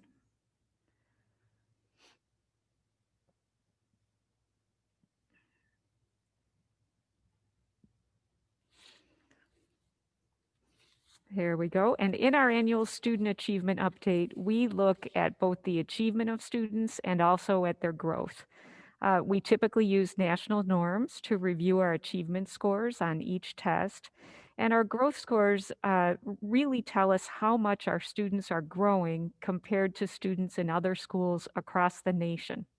So growth is a really important measure, especially for students who maybe haven't yet hit proficiency and for students who are already exceeding their goal. As always, I say this every year, but I want us to keep in mind that standardized assessments are one source of data for teaching and learning. So our teachers also measure student progress through classroom assessments and through assessments that are administered at the grade level. You'll notice that this year's student achievement update looks different because we have access to only a limited number of sources for standardized data. So tonight, we're going to look closely at two standardized assessments that we administered this past fall. We'll look at our MAP assessment in reading and math for students in 2nd through 8th grade, and we'll also look at some early screening assessments in reading and math for students in kindergarten through 2nd grade. And then, as we typically do at this presentation, we're going to look at the percentage of District 64 students who enrolled in accelerated classes as freshmen in District 207. But due to school closures last spring, we did not administer our spring MAP assessment.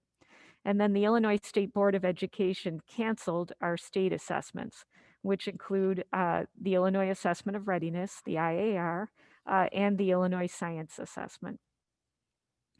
So in addition to having limited standardized data, there are a few things that I'd like us to keep in mind as we reflect on the data that we do have. So first, because we did not administer the map last spring, we're unable to look at fall to spring growth data for 1920, but we will review our fall to fall data. So going forward, we plan to administer the spring map this year.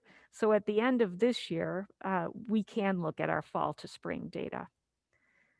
Map test administration was unique this year for about 30% of our students who participated in the assessment remotely. We administered the map assessment about 5 weeks later in the school year than we typically administer it. And NWEA has found by looking at fall data that districts are scoring 5 to 10 percentile points lower on MAP this fall in the area of math than is typical. So our remote learning model, as you know, was very different last spring before we mastered the art of Zoom instruction. So some students may not have had the opportunity to secure some skills that were taught in our spring math units. In addition to this, pacing has impacted our performance on the MAP math. This fall, the Department for Student Learning surveyed teachers about pacing, and we found that pacing has been adjusted to support students in both our remote learning and our hybrid settings. So we're moving slower, and the later introduction of concepts means that students may not have mastered some of the skills that they've typically mastered at the time that the MAP assessment was administered. We anticipate that learning will be especially impacted for younger students. At the start of each school year, our teachers spend a significant amount of time supporting students with building classroom routines and really learning about learning. And this is especially important for our kindergartners and our first graders who are just at the very beginning of their school careers. So kindergartners and first graders require a great amount of support for this in both hybrid and remote settings. And we anticipate that this will likely impact their pacing and their learning. Every 5 years or so, NWEA completes a norm study and updates the norms for MAP. And the MAP norms were updated for 2020 prior to COVID health issues. So the new norms change our percentile rank for our MAP test scores. So this chart shares data for the most recent spring administration of MAP, which was in 2019, and the 2 years prior. So in this chart, the percentile rank based on the 2020 norm study is in bold, and the percentile rank based on previous norms is shown in parentheses. In reading, you can see that our students' percentile rank is slightly lower or the same when we look at the new norms and at the prior norms. As a reminder, in 2017-18, we did begin the transition to new instructional practices in reading and writing. We do expect to see a dip in scores as we're learning this new curriculum, and then we anticipate an increase in scores because, as we've talked about in the past, this new curriculum focuses on differentiating instruction for students. In math, our students' percentile rank for achievement and growth is higher as a result of the 2020 norm study. So you can see it's at the 93rd percentile for spring of 2019, when previously it was at the 88th. As I said, our most recent MAP data is from the test that was administered this fall. And when we look at fall achievement on the map over the last 3 years, we can see that our achievement in reading remains strong and is really consistent with our performance in previous falls. In math, our performance nationally is lower this fall than it has been in the past. And I alluded to this in an earlier slide, but intuitively, there are really a number of reasons why this makes sense, especially when we think about pacing. On the MAP test, regardless of when the assessment is administered, students can apply their reading comprehension skills to try and tackle more challenging reading questions, right? But math is a little bit different. If a student didn't have the opportunity to secure skills, for example, around let's say adding fractions, or maybe hasn't gotten to that topic yet, the student will not be able to get those questions correct on the assessment.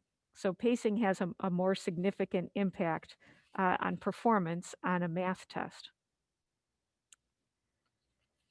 So our fall to fall growth scores, mirror our achievement scores.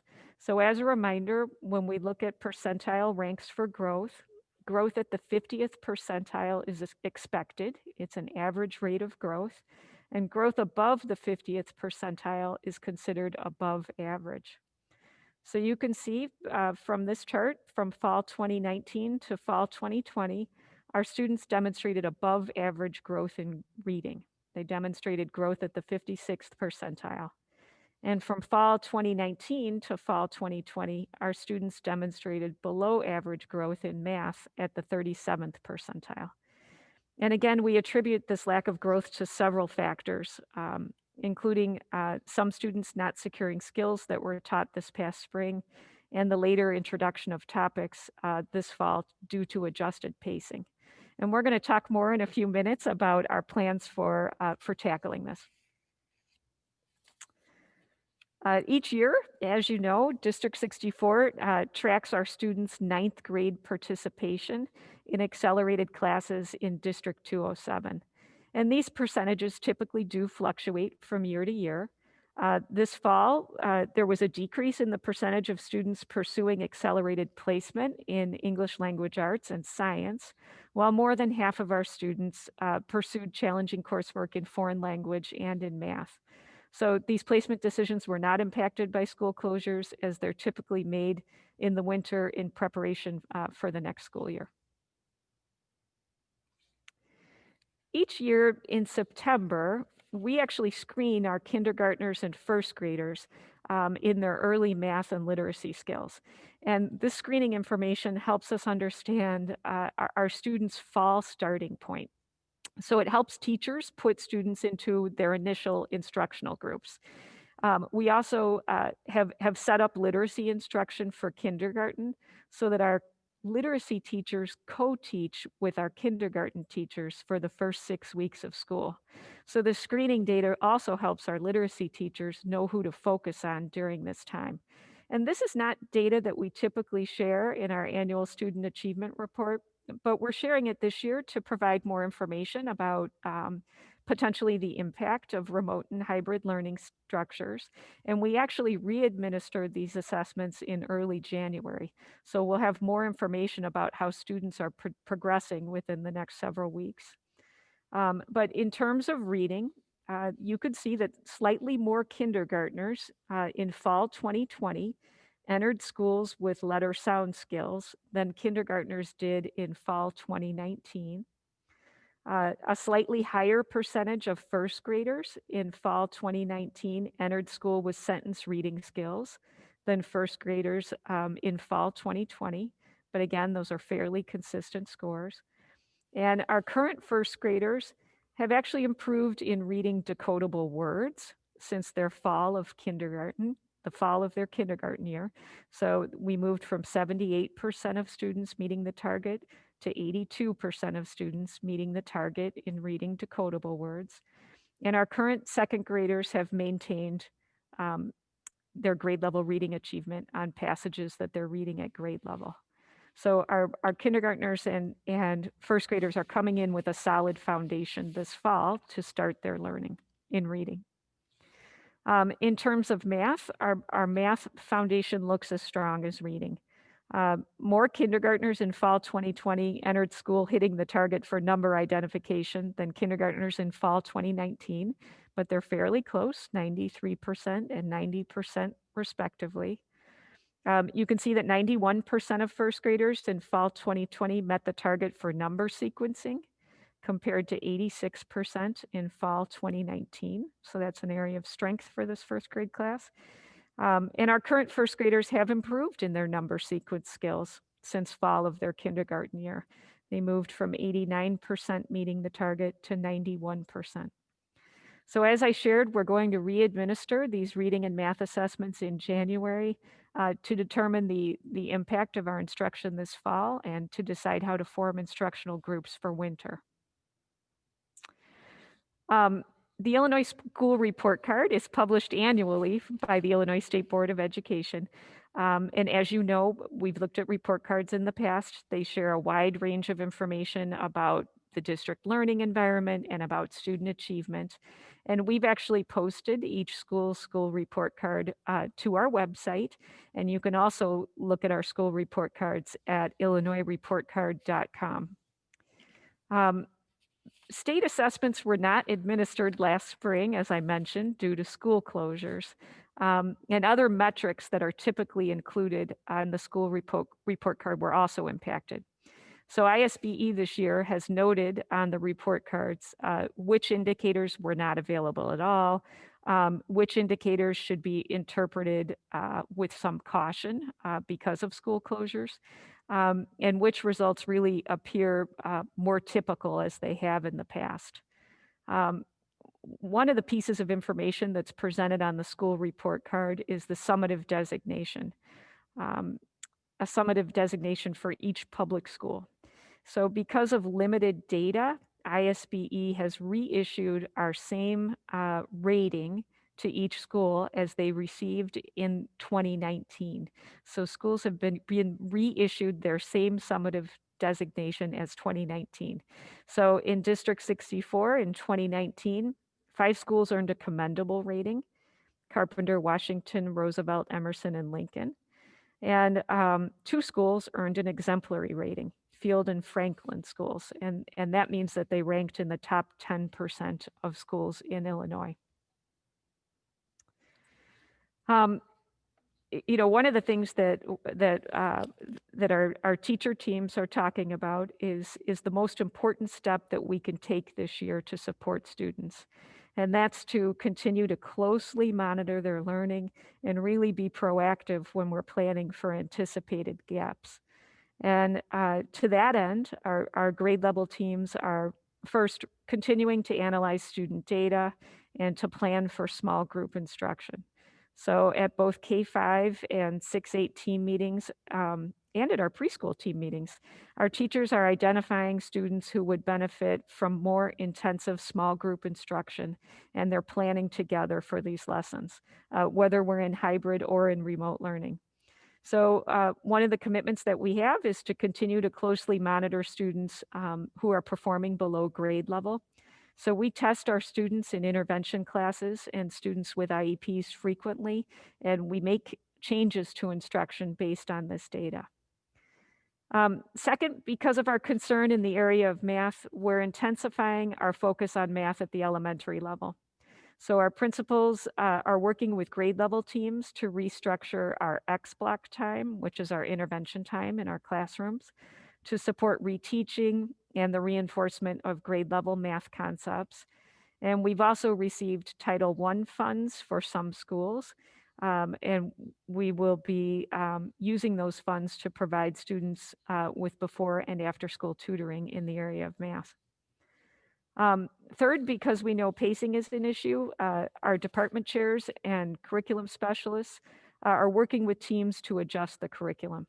So we're looking at which learning targets are a priority, and we'll review and compress learning targets in trimester 2 and 3 so that we're focused on the learning that students need to be, most need to be successful in the next school year. And then finally, our K-5 ELA coaches, they're in their second year.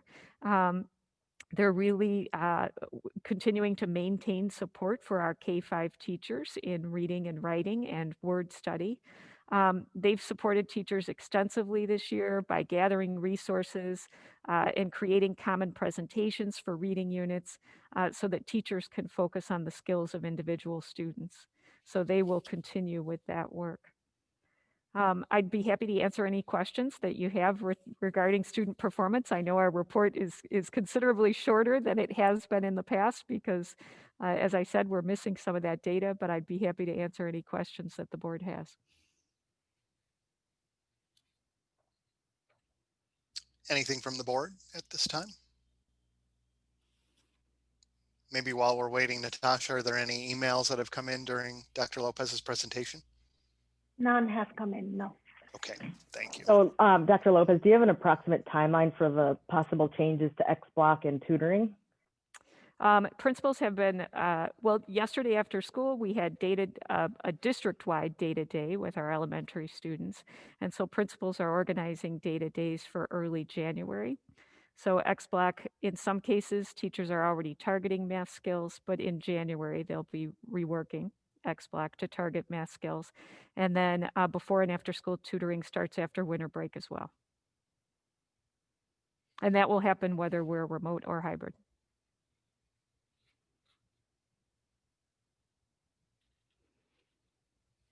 So obviously, hybrid and remote learning has impacted some of these numbers. Have you contemplated how long it'll take for our students to recover? So we seem to be maintaining in reading right now. And in terms of math, I'm really anxious for our spring assessment on the math map assessment, because I'd like to know if the timing of the assessment impacted our performance on it. So one of the questions I have, Tom, is we've never taken the assessment 5 weeks into the school year. And so is that impacting our percentile rank? The other piece is that when I disaggregate the data by grade level and look at where students are struggling, I see that they're struggling in our math units around topics like probability at the middle school level and geometry in some cases at the elementary school level. And those are typically units that are taught in the spring. So I think this spring we can integrate concepts from those prior units into our kids' experience this year and in the X block. So I think between intensive work this spring and some really focused instruction next fall that we can get back on track. If I had to make a prediction, that's what I would say. Good, thank you.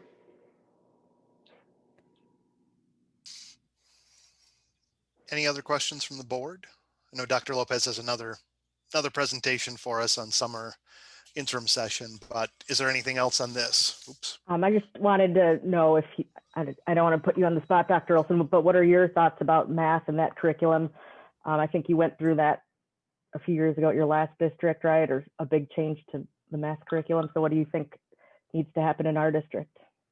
Yeah, no, I thank you for asking. And I was going to say at the end, I'm really appreciative of Dr. Lopez and her team and our principals and our teachers. I mean, one of the fortunate pieces of where we are in education today is that we have a lot of access to data.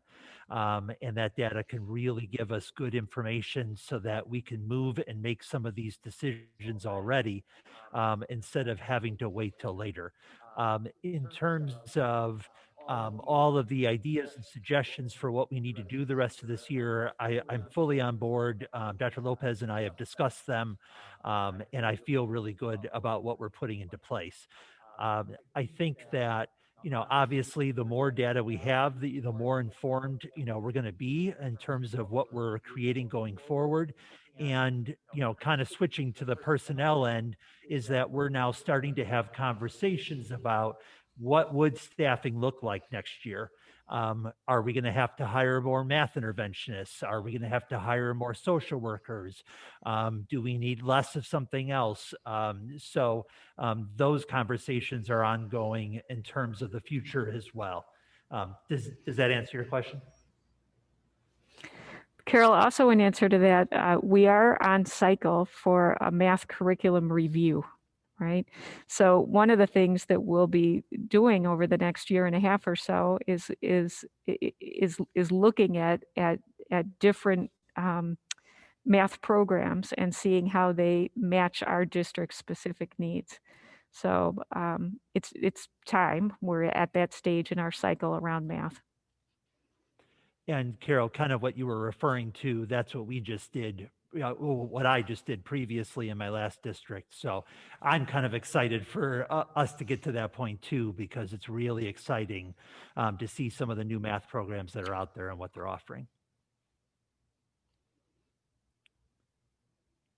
You know, and I wonder with math, I know the middle school, you know, seemed to align more with District 207 with the integrated approach. And I wonder if any of that will, you know, impact the pre-K through 5 math curriculum. We do typically try to align in just in terms of you know, so that they flow into each other, right? And we have been having ongoing conversations with District 207, just as an aside, this fall to see where they are in terms of pacing and where we are. That's one of the benefits of having that shared curriculum. That's great. Thank you. All right, thanks, Dr. Lopez. Do you want to move on to the next agenda item then, the Sure. summer interim session? Whoops, let me stop my share here. There we go. Sure. This is just a review of last year's summer school program and our proposal for this year. As you know, the 2020 WOW program was offered fully online through video conferencing. So we did not offer any of our typical enrichment classes. The program included 10 reading and math support classes at grades K-3 and 5 reading and math support classes at grades 4 through 7. So we had a total of 83 students participating. And we did provide a support class for some of our intermediate and middle school students who were entering our Channels of Challenge math program. We collected almost $26,000 in revenue and through grant funds, and we recorded almost $44,000 in expenses for a net loss of about $18,000. And of that $44,000 in expenses, about $18,000 actually reflects a percentage of full-time salaries that we typically assign to the program. So in a typical year, profit from enrichment class tuition is applied to these salary expenses. However, we did feel it was important to offer remediation classes this summer to provide additional support for students who were struggling after last spring. So looking ahead to next school year, we're operating under the assumption that we're optimists, and we're operating under the assumption that we're going to be able to host summer school in person as we have in the past, or at least by following social distancing guidelines. So we can make decisions about the format, obviously, as we get closer to the start of registration. But our plan right now is to offer 2 14-day sessions from June 15th through July 23rd. And the K-3 program would be at Field, and the 4-7 program at Emerson. We'll offer both our enrichment programs and programs to support struggling students. And then, as we have in the past, we add additional classes as needed for students who are struggling. So if, for example, we felt like we wanted to recommend more students to participate in some of those classes this summer, we could add additional classes to support students in reading and math. We'll continue to employ our middle school principals for the 4 through 7 program and hire a principal to lead our K-3 program. We'll open registration on March 2nd, and we'll maintain our current tuition rates of $135 per class, with the tuition fee for out-of-district students and students registering after April 15th being $20 higher. I did include a projected budget in the memo, but again, that's for planning purposes, and we do try to ensure that our summer school revenues cover expenses in a typical year. And so we staff classes or cancel them entirely based on enrollment so that we cover those costs. So we ask that the board approves these recommendations, and pending board approval, we'll begin our planning for 2021. Great, thanks, Dr. Lopez. So we have a motion on our agenda. Why don't we make that motion, and if it's seconded, we can see if there's any questions and discuss that.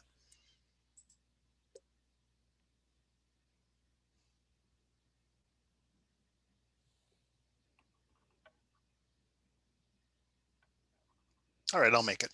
I move that the Board of Education of Community Consolidated School District 64, Park Ridge-Niles, Illinois, approve the recommendations of dates and fees for the 2021 summer interim session. Second. Thanks, Denise. So I made the motion, Denise seconded it. Is there any discussion? Lori, do we offer any tuition discounts or scholarships for the summer program? We do. So for some of our reading, in a number of different ways, we do use grant funding to support some of our math classes. We offer a 50% discount on some of our reading classes for early learners. And then we also offer tuition assistance. If a family is struggling, they can contact the business office and they work with Leanne and I to get financial assistance for tuition. Good, thank you. I didn't know if that might be higher with, more students struggling. Mm-hmm. So I'm glad to see that we offer that.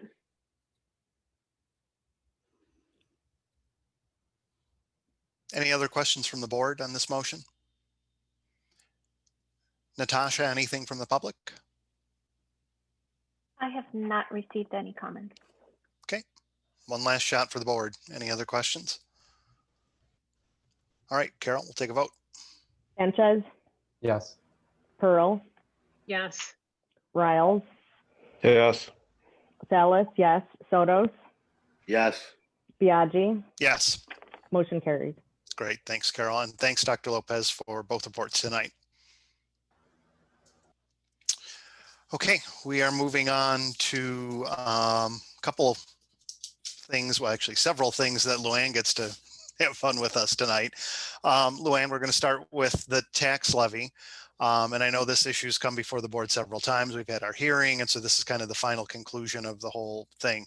So I want to put you on the spot right now and give you a little math test. So no, but it'll be an easy one, and I'll let you have a lifeline to Tony if you need it. So one of the things I learned when I came on the board a few years ago is that a very, very substantial, I want to say in the 80% range of our budget, of our annual budget, is fixed in labor costs. And it is, for the most part, unmovable because it's subject to several collective bargaining agreements and obviously administrator contracts and whatnot. So there's, again, about roughly 80% of that budget. And because of those agreements, that labor cost increases by a percentage, just by definition every year, by way of contract every year it increases. And so if we are not able to keep pace at minimum with those labor cost increases that are in the contract each and every year, we would obviously be going in a negative direction budget wise. Is that correct? That is correct. So can you just, and I'm not going to hold you to the exact number, but can you just estimate, and again, you can call Tony in as a lifeline here, percentage wise, are we talking 1%, 2%, 3%, 4%? On average, what is that percentage increase in our labor costs per year? Isn't it roughly around, between 2 and 3%? Between 2 and 3% generally. I'd have to take that back. I'd have to go look because with our retirements, obviously that percentage is lower because we have people retiring and we're replacing them with salaries of, less than half of that amount. Right. In our 3 collective bargaining agreements, though, we do have a stopgap with the CPI model that we did put in. So for instance, the PREA contract this year just went up the 1.9%, which was the CPI for last year. So the board has done that. So we have it in each of our labor contracts, which does help.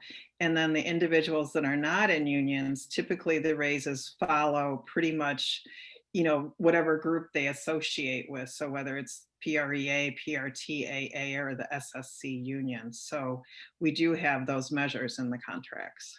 Okay. So the reason, why the reason I'm bringing this up right now is just to illustrate that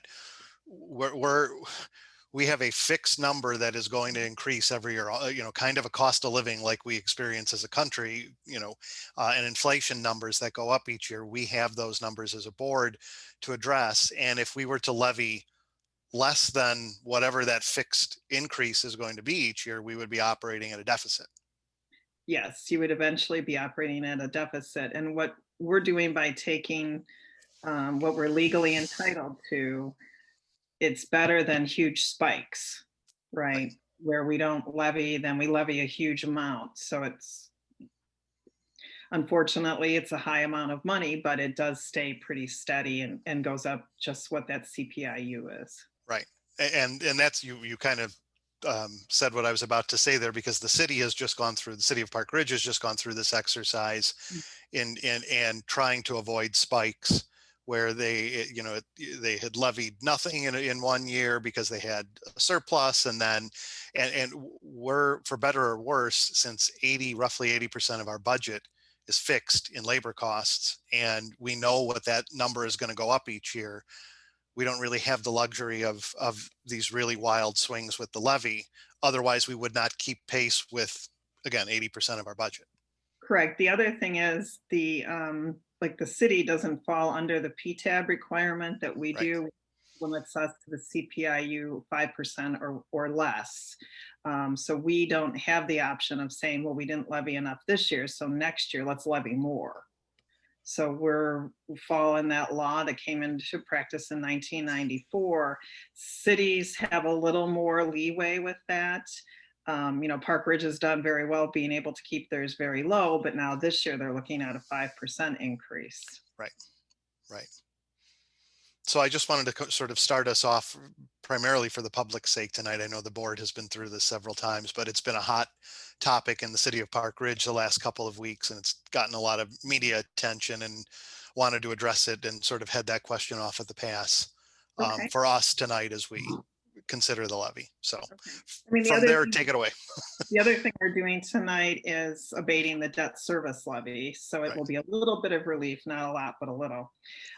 So just brief history. At the October 8th Board of Education meeting, administration reviewed with the board the entire tax levy process, including the implications the levy presents for our future financial projections, which is what Rick was just discussing. At the November 12th Board of Education meeting, we held a public hearing, and there were no comments from the public that were received. So tonight, in keeping with what we've done every year here, is we are seeking board approval for the 2020 tax levy. Remember that this levy is only an estimate of the final levy, which will not be known until the summer of 2021. And as we have been discussing, we are subject to the property tax extension limitation law, otherwise known as PTEL. And as such, we're only going to receive the funds that we are legally entitled to receive under law. So tonight, our levy packet looks much like it has in years past, except we removed the resolution to abate the lost in cost in the debt service fund, since we are going to abate that levy this year. So our packet this year is the Form 50-02, which is the certificate of tax levy we submit. We have several resolutions the board will be approving. One is providing for the levy of taxes for 2020.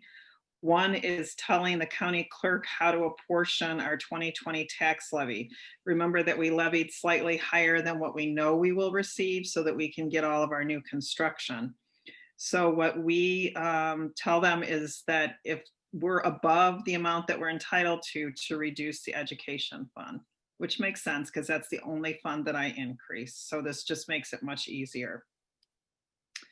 Our certificate of compliance with the truth in taxation, we did not have to have a hearing, but this district has always had a public hearing every year, which we did again this year. Then there's a resolution authorizing the tax for the Illinois municipal retirement purposes. There's on district letterhead, my certificate of estimated revenues for this year.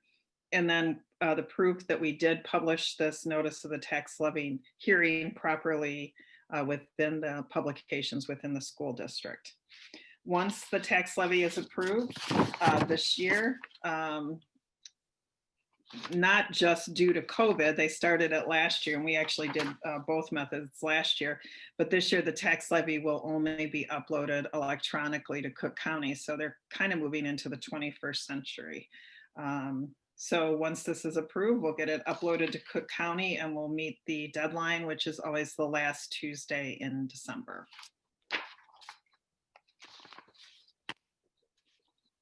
Great, thanks, Luann. So we have a motion in our packet, action item 2012-2, if someone would like to make that. I move that the Board of Education of Community Consolidated School District 64, Park Ridge-Niles, Illinois, adopt the attached resolution number 1255, providing for the levy of taxes for the year 2020. Resolution number 1256, instruct the county clerk how to apportion 2019 tax levy extension reductions. Resolution number 1257, authorizing tax for Illinois municipal retirement purposes. These resolutions and supporting documents will be filed with the Cook County Clerk's Office. Second. Thanks, Denise. That was you with the second, Denise, right? Okay, Yeah. Thanks. All right, so Fred had the motion and Denise had the second. Is there any further discussion from the board on this?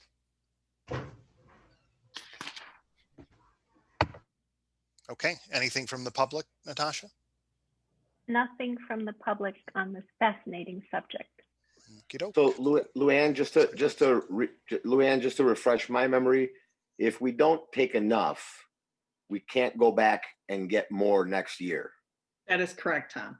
If we don't take it this year, we lose the right to take it next year. So if we're short for whatever of the multitude of reasons that go into the decision to take the levy, if any of those end up biting us and making us short, we would either have, we just lose it. We don't have the right to go back and get it, and it just compounds.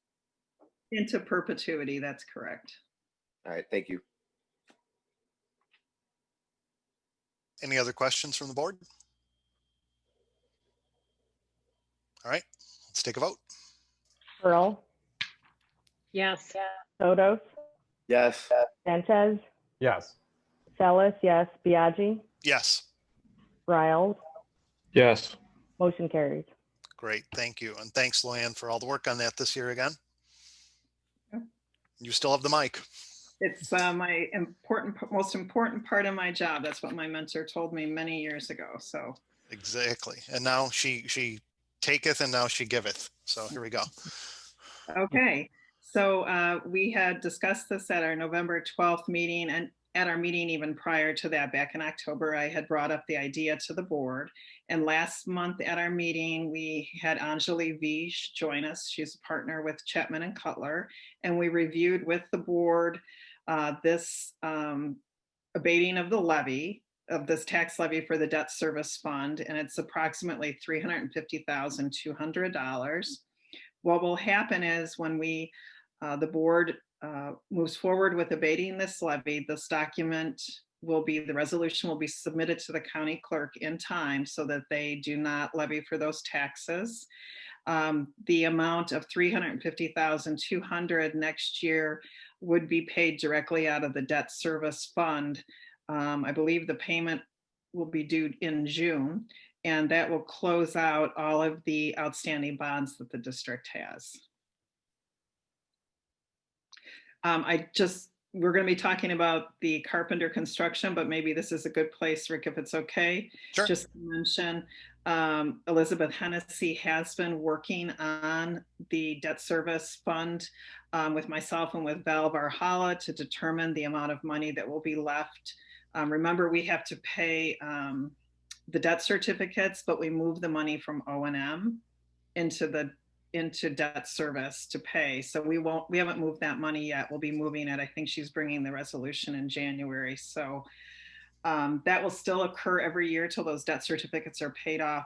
But as of today, when I talked to Liz Hennessy, it looks like when everything settles down, we're going to have about $2 million left in the debt service fund.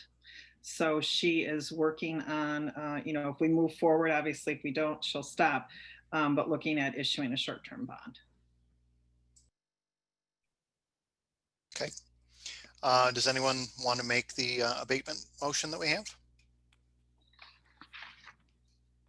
This is the fun one, so.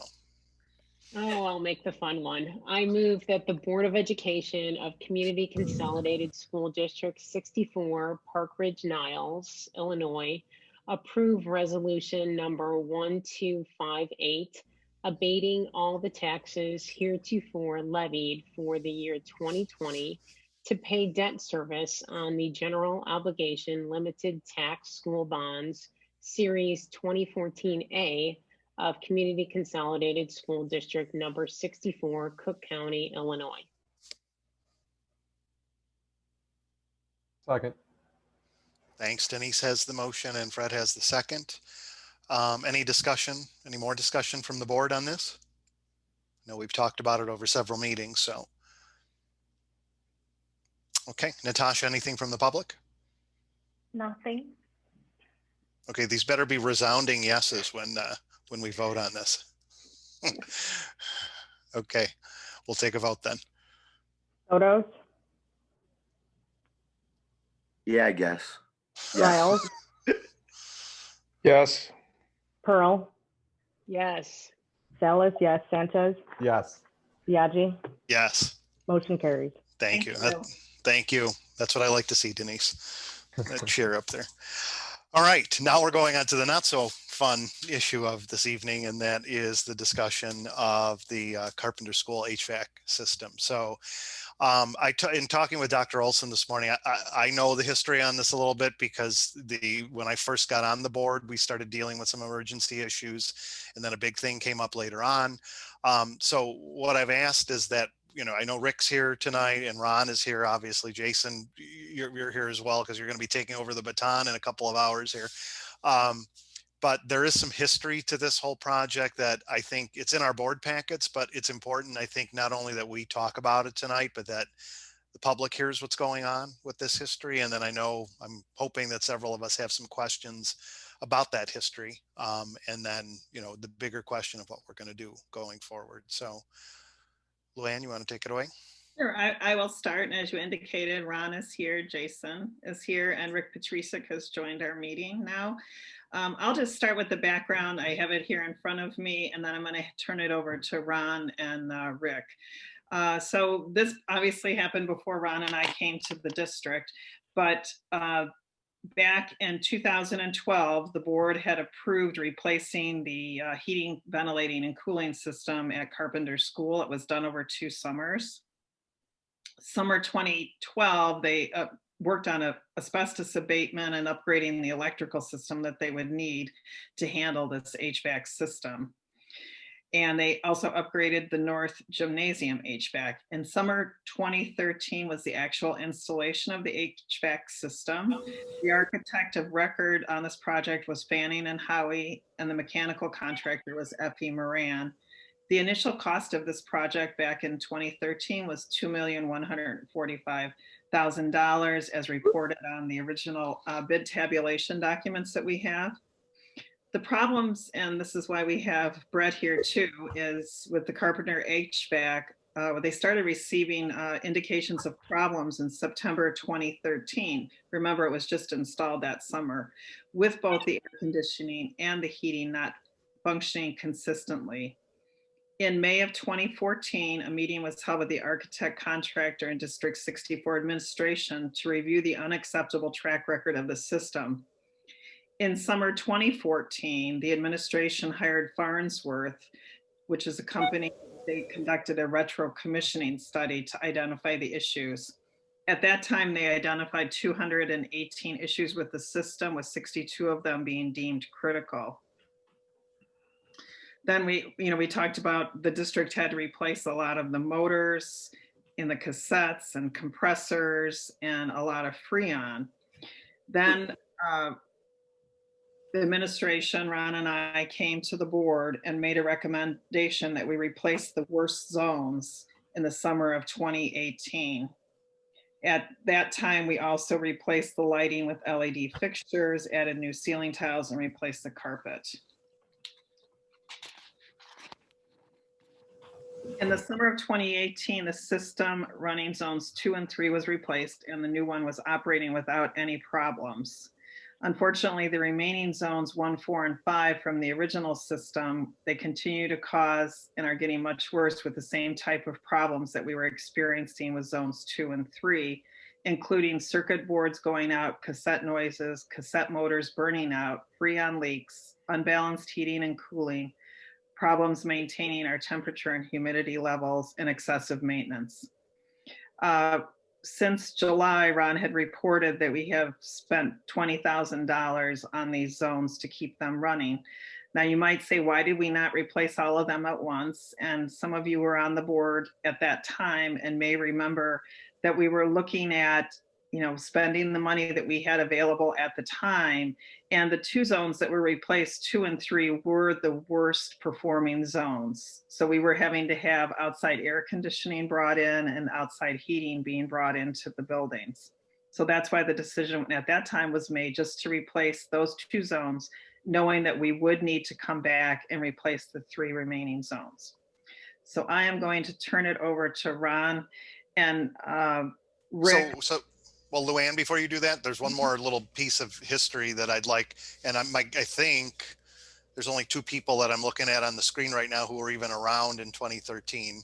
And I don't know that they'll necessarily have the answers to this. And I'm thinking more Tony, even though I know you weren't personally necessarily representing the district at that time, that your colleagues were, right? Or was your firm not even on board in 2013? They were. Yeah, but I have no information on what. Okay. Yeah. All right. So, well, I'm just going to ask the question to the extent anybody has this, and that is, one, the obvious one, why weren't the contractors sued for this? And 2, was there insurance coverage that was looked at the time for what was clearly, either shoddy construction, workmanship, architecture, whatever it was? Were any of those, do we have any history on whether any of those issues were looked at by the prior boards, by the prior administration? We did, Rick, when we went to do zones 2 and 3 at that time, we did work with attorneys at Hodges and Louisi, I think it was James Levy, to look at suing both Fanning Howing and Effie Moran. And what the answer we received back was, because, and this is typically, we hold the feet to the fire of a contractor, right? You're going to finish it, we're not going to pay you out. So by the district not going back to the contractor and making them fix the problems and hiring another company to do retro commissioning and hiring another company to start doing repair work, Effie Moran and Fanning Howie said, hands off, you have now come in and altered this system. So we knew we would not win in court, and so we had stopped with the lawsuit against both of those firms. So what do you recall, and Tony, again, you can jump in on this because you might know just off the top of your head, would we have been, when we addressed that in 2018, we would have been past the statute of limitations to sue anyway. I would assume at that point it was 5 years after, the project had been installed. And Tom, you might have some background on this because you were on the board prior to me. If there were conversations about this. When I was on the board and this was brought to us to discuss the replacement of zone 2 and 3, it was told to us that by that time it was too late to go back to either one of them. And again, to back up what Luann said, because there was so much work done on the system from the day it was put in to 2018 when we finally made that decision, compounding with the fact that it was already too late by 2018. There really wasn't any recourse for the district. Because I think the public needs to hear this $2.1 million HVAC system went bad within weeks of it being installed. Correct. And again, I'm not pointing fingers at prior. Rick, to be fair to the prior boards, it didn't just become ridiculously bad within weeks. Right. It was a okay, there's this little problem. Okay, there's this little problem. There's this little problem. I think it was years before it was very aware that there was a huge problem with the actual system itself, because it just kept compounding and getting worse and getting worse and getting worse. And at first it was okay. There's probably a leak somewhere, and then it turned into bigger issues. But I don't believe it was the system was put in 2013, and then by 2014 everyone in the district knew that that I wasn't around at the time, but from the discussions we had before, it didn't happen that quickly, but it happened quick enough, and the timing of it was such where it just became a difficult situation to go back and try to get some recourse from the individuals that installed it. So could we have Brett kind of speak to that, because he was been the only one here at the time. Brett? I don't know if you want me to speak to it. Yeah, put on your lawyer hat, Brett. Go ahead. It was a terribly frustrating time for everybody at Carpenter. Everybody, the teachers, staff, myself, kids. It was bad. When you go back and you review that report from Farnsworth that they did, when they came in and presented to the board that there was over 200, and Luann said it, 214 critical errors. Being there at the time, I am not a great person with HVAC and all that stuff, but every single thing was wrong. I don't know what they actually did right when they put the system in. It was so frustrating.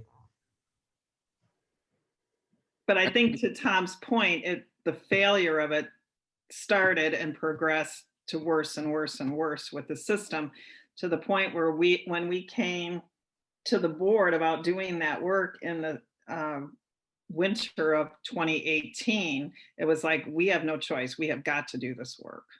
Oh yeah, by 2018, the issue of going back to who installed it was already a dead deal.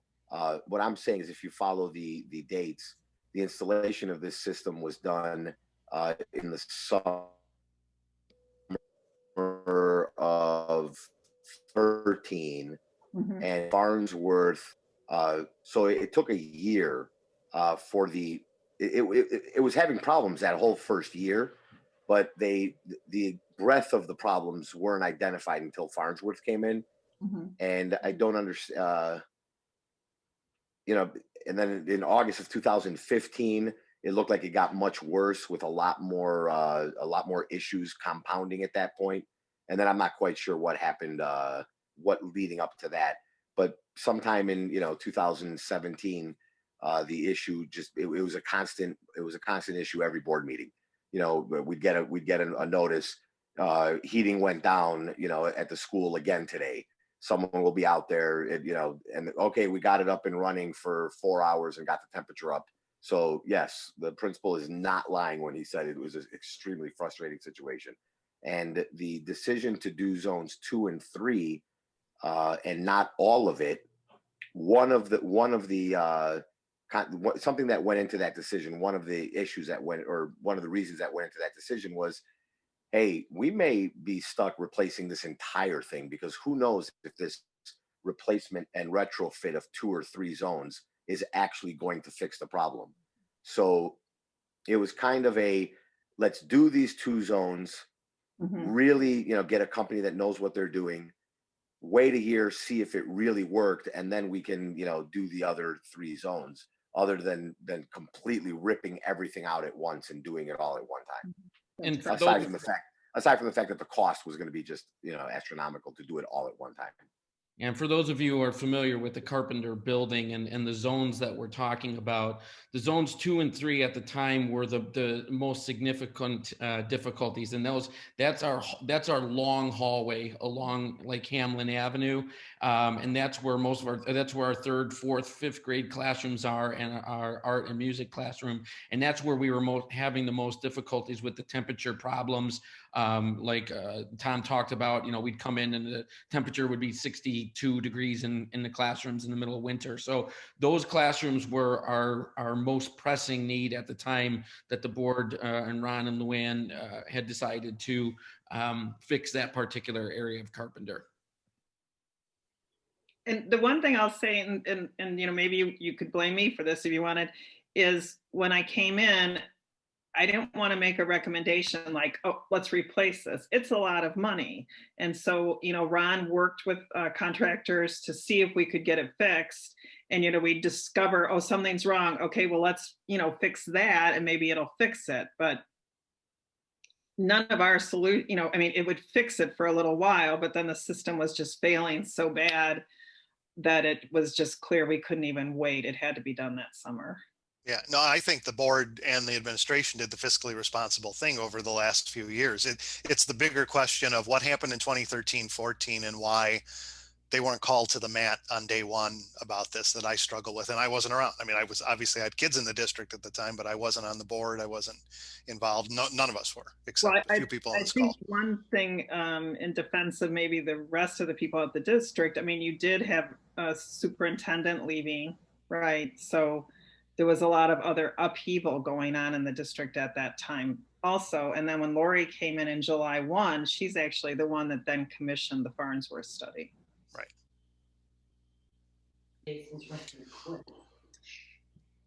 All right, wait, is someone saying something, or is that just background?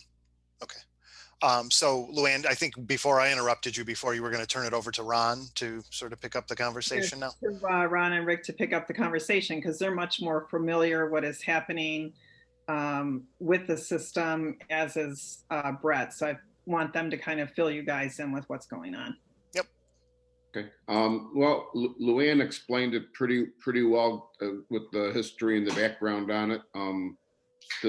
To take it from July of this summer to now, well, actually, since we replaced the system, I've tried to stay more preventive instead of reactive with the system, understanding what some of the characteristics of that system are and how it fails and how often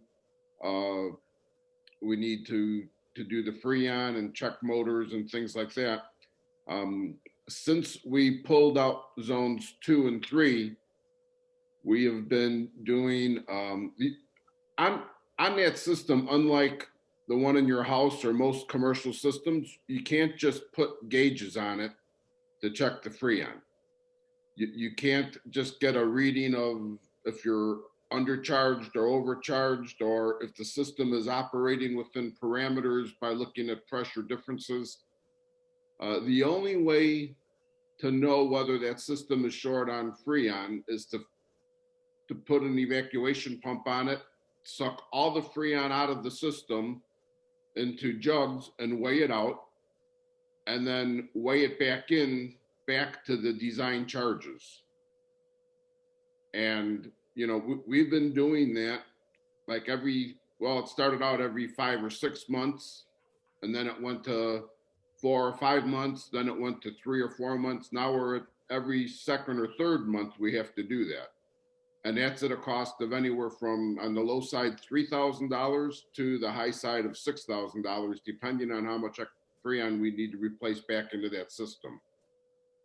Our most recent one that we just did in December 1st, I think it was, or 2nd, we put 150 pounds of freon back into that system, which is crazy.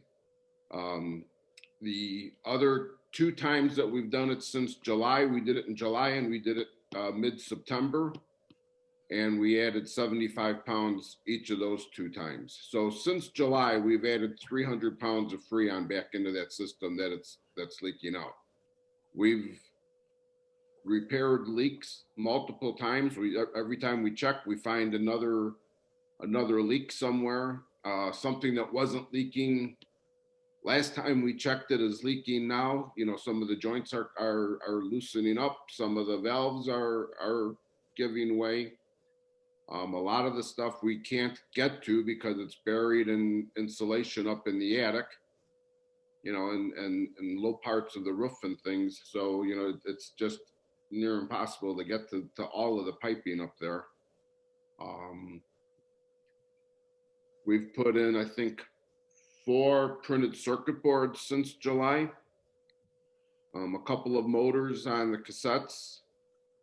I thought we lost the compressor, but fortunately we just burned a terminal off of it, and it wasn't too bad. We were able to repair it. Usually once you burn a terminal off, you have to replace the compressor. That's almost $8,000 there.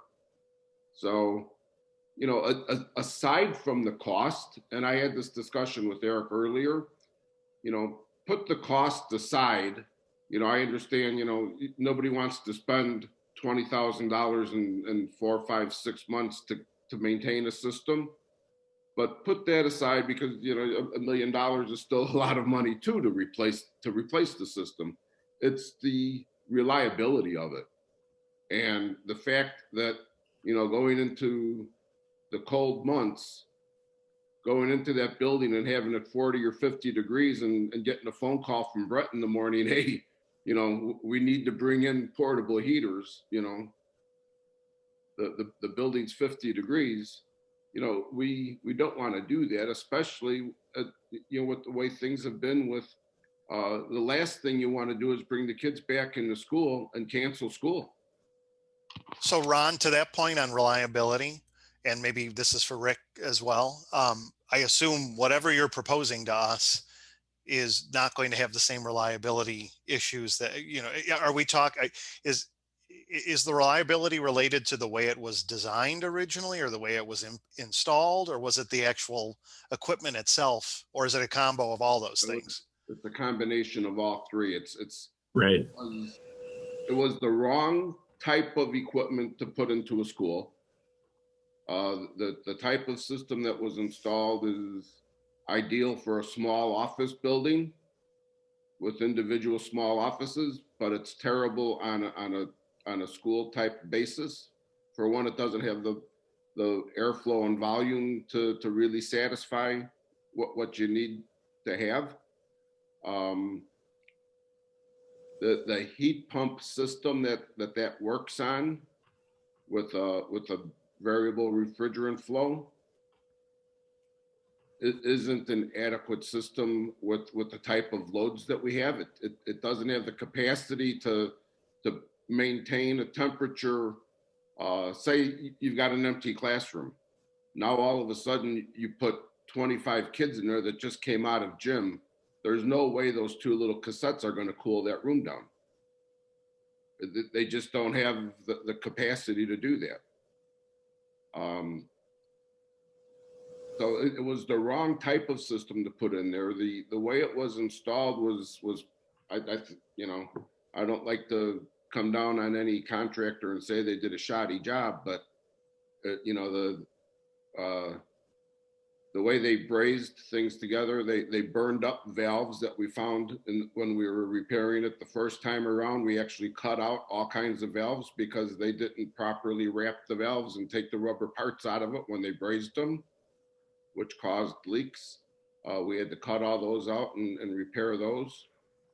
So there's just, you know, we keep finding one thing after another. The reliability of the LG system, the motors in the little cassettes, you know, the life of the motor is only like 2.5 years. So, I mean, Brett can attest to the fact of how many motors. I think we replaced like 80 motors in that building in the last couple of years, just since I've been here, since the summer of 2015. We went through and replaced every circuit board in the building. And we're on our way through again, starting to replace circuit boards again. We've replaced, I think, 6 compressors. So that sort of gets to my question, Ron, is like, if we're replacing 80 motors, that it can't be that every one of those new 80 motors is a lemon, right? Like, it's got to be the design of the system and the type of system and the application of the system that's causing that motor to fail every time, because it's not that you got 80 lemons. Right. That's what I'm saying. It was just, we're working those little cassettes to death because it's not the right type of system for what we're doing. Right. And Ron, and maybe Brett, we've replaced it with since 2018. We have not had one emergency service call on. You know, we've done our preventive maintenance. I think we had one fan motor that was making noise that was replaced under warranty. Right.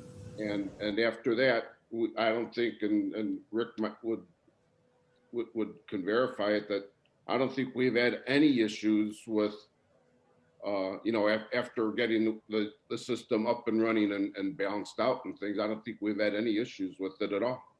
Right. I agree. And the second year that it was in also, that was when we did the secure vestibule at Carpenter, where we used the new system and we modified it, and we had kind of planned on how we would do it the following year when we installed it initially.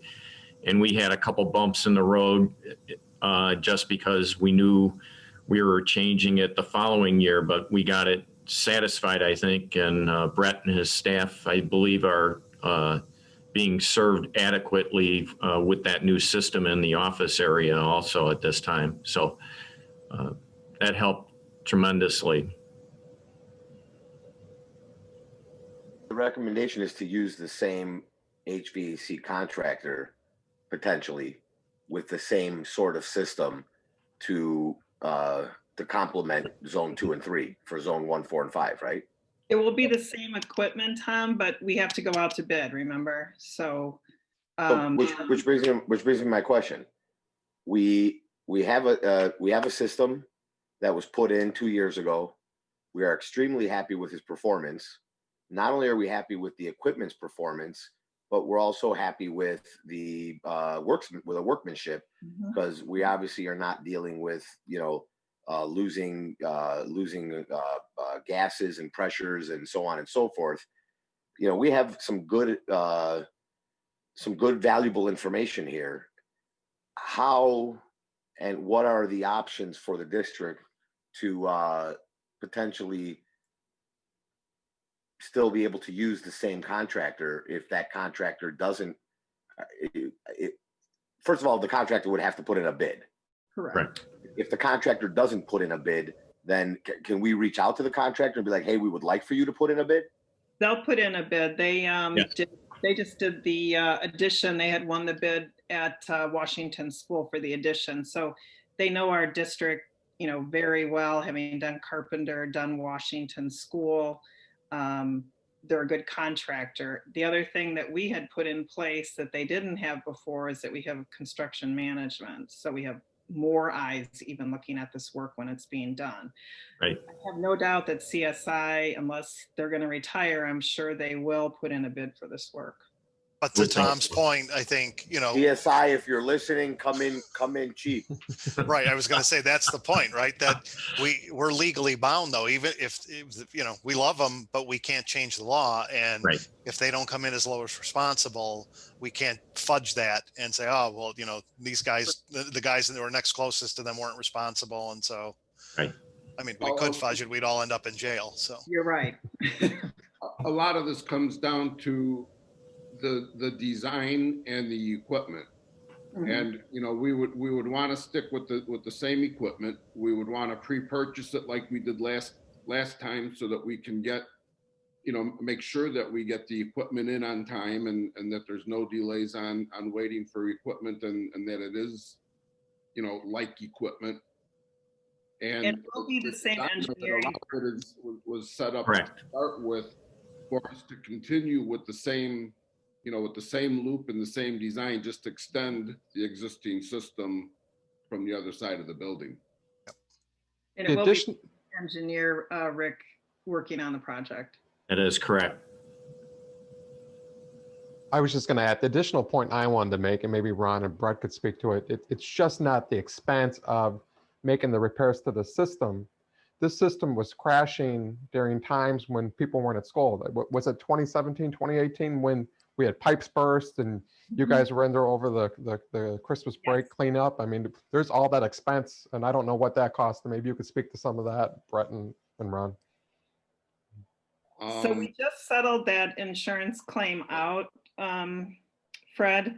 So that actually happened in December of 2017, because I remember I was on an airplane and got a frantic call from Vince because Ron had his hip replaced. So it was one of these like, and we did have an issue with flooding and pipes bursting in that building. And I think it came in right about $48,000. Now, our insurance paid it except for our deductible. However, what happens when you're using a lot of your insurance? Your rates go up.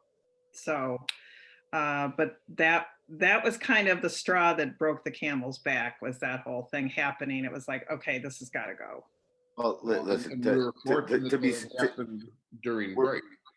It's going to take many years to make up $2 million worth of repairs. So I don't think the issue is, have we spent enough money in repairs to justify a $2 million repair to a school's HVAC?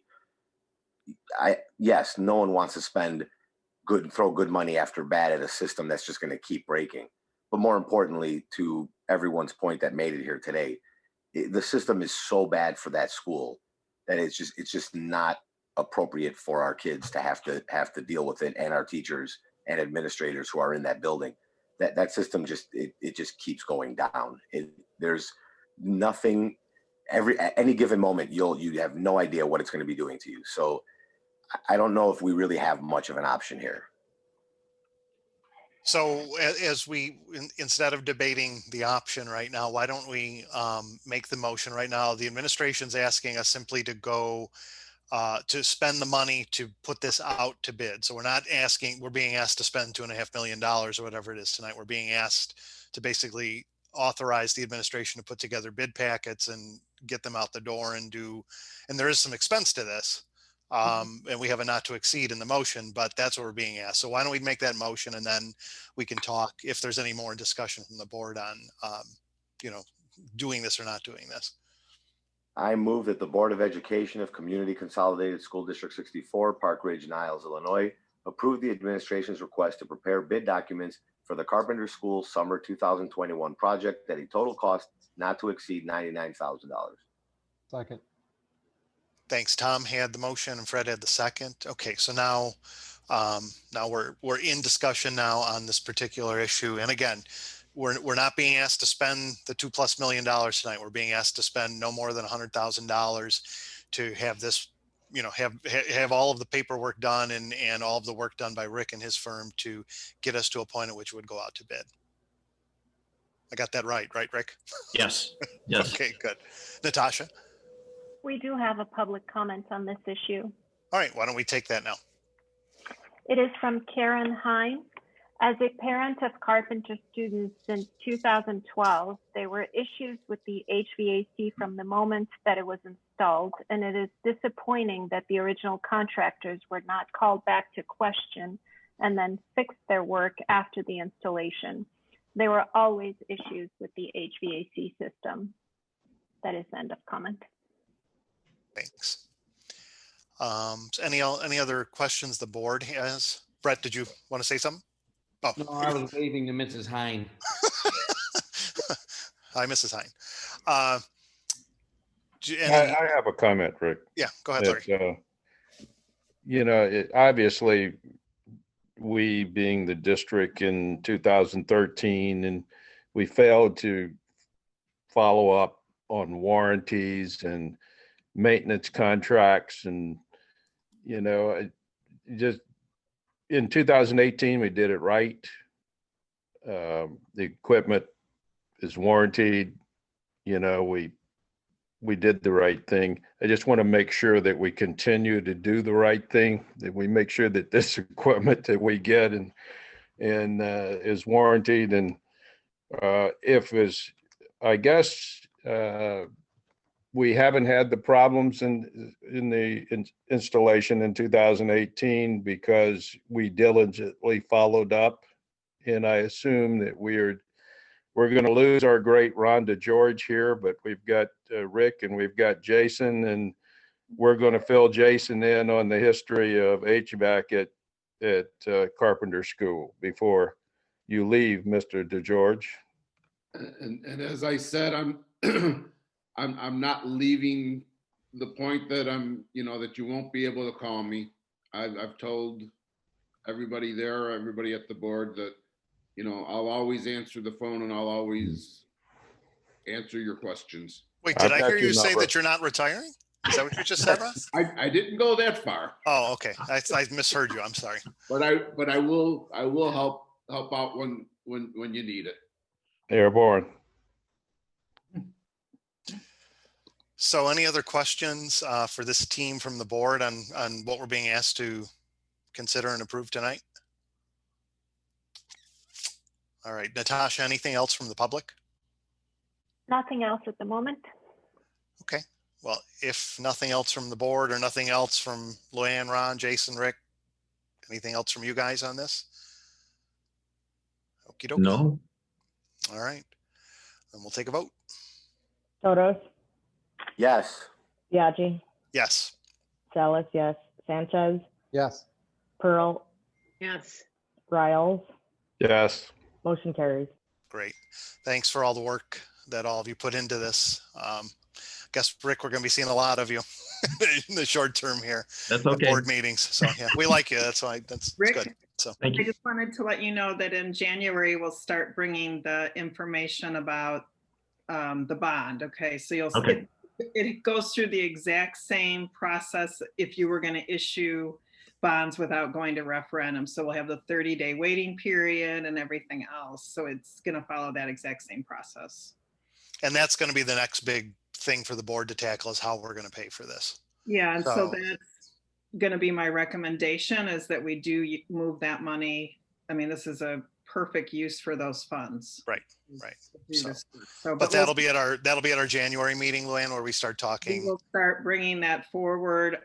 There will be no interest cost to the district. We'll be looking for someone very local to buy the bond, because we'll be turning it over very quick. Okay. All right. Okay. Well, thanks to everybody for that. Thank you very much. Thank you. Yeah, Have a thanks great for night. sticking around, Rick. No problem. All right. We've got our next issue, which is the staffing agreement with Swing Education. So, Joel, I think that's you. Yep. So first of all, thank you, everybody, for taking the opportunity to bring this up again. Last month, we brought a staffing agreement for parallel education. This month, we're looking for Swing Education. Both of them are substitute companies.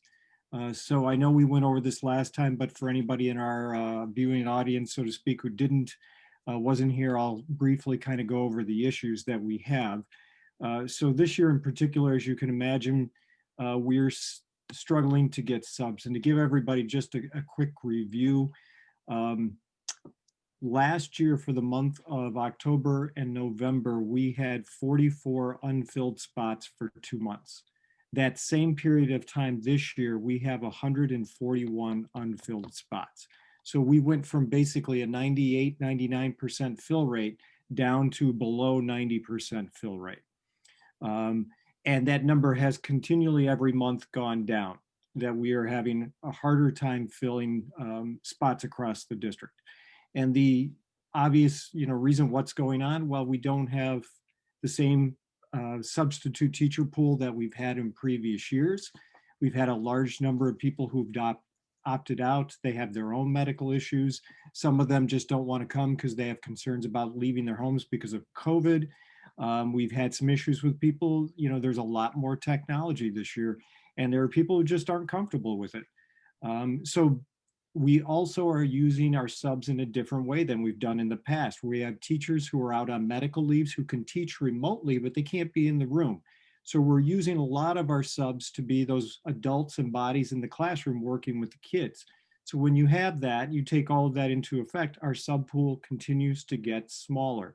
And then the final kind of piece on that is we have a large number of subs that have also had to quarantine because they've been exposed outside of school.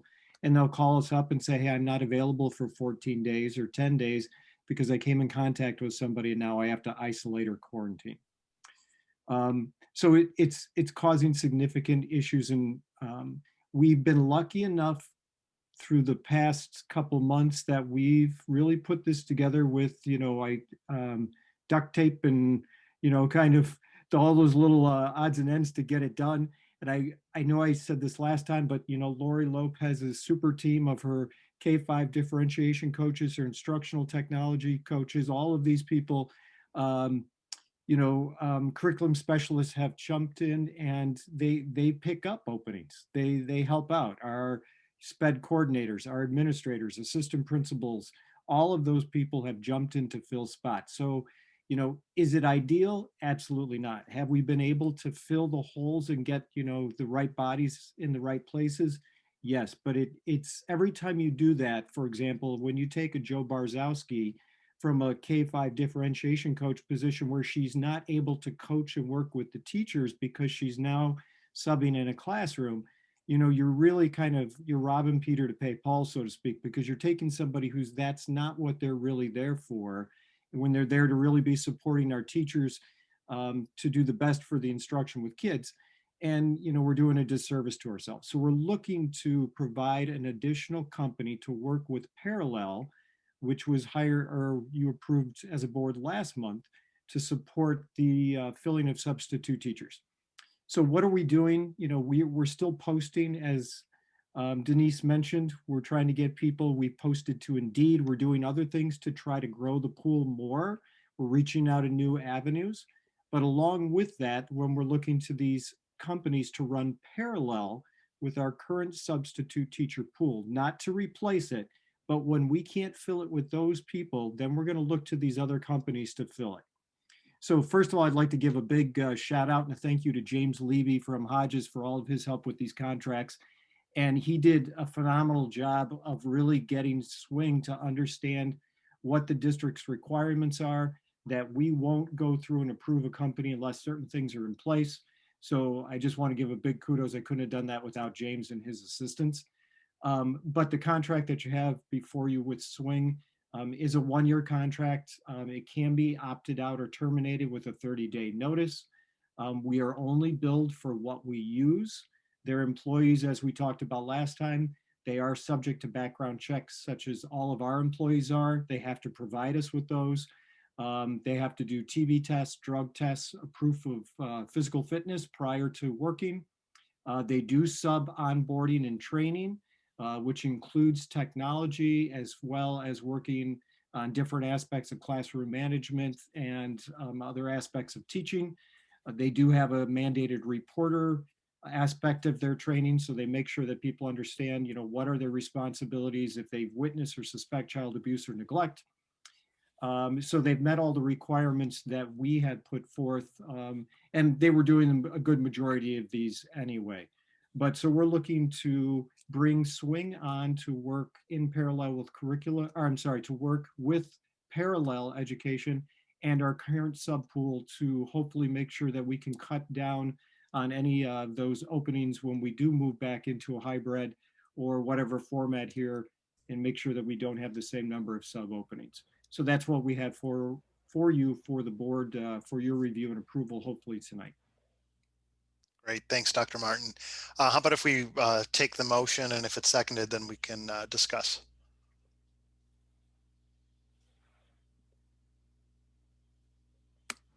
I move that the Board of Education of Community Consolidated School District 64, Park Ridge-Niles, Illinois, approve the Swing Education Agreement as amended. Second. Thanks. Fred's got the motion and Denise has the second. Any discussion for the board? From the board? Joel, it seems like, this is certainly a problem for a lot of school districts, not unique to us right now.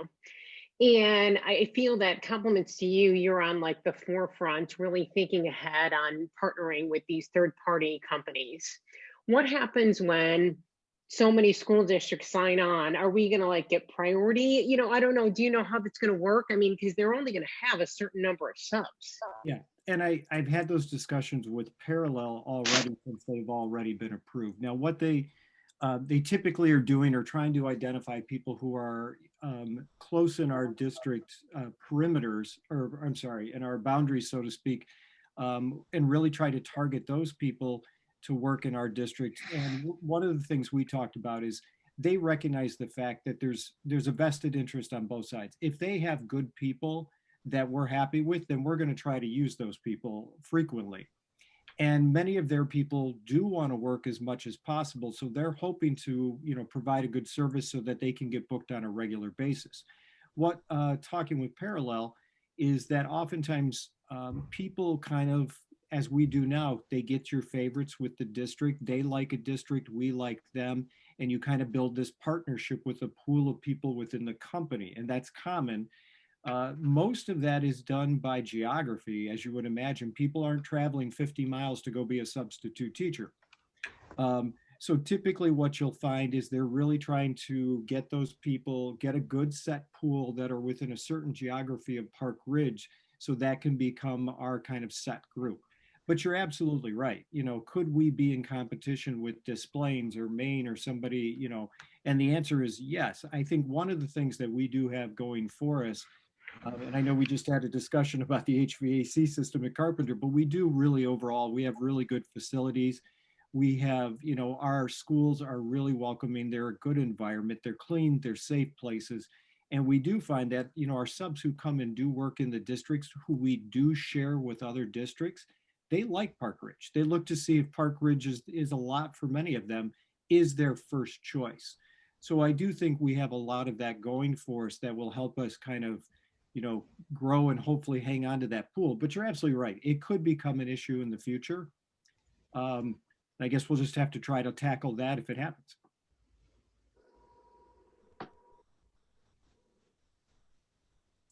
Any other questions from the board? Oh, sorry, Natasha, you have a question that came in? A public, Sure. Yes, I do.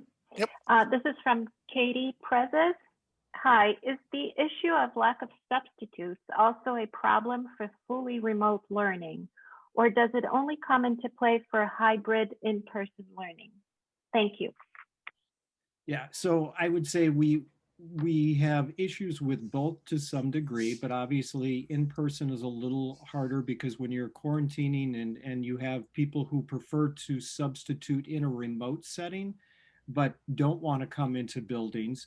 So yes, we do have a greater issue in the hybrid setting, but we do have some issues in the full remote also, because the bigger issue with that, and MJ could probably, and I won't call on her, but she can acknowledge this, is a lot of our subs struggle with the technology aspect of Schoology and Seesaw.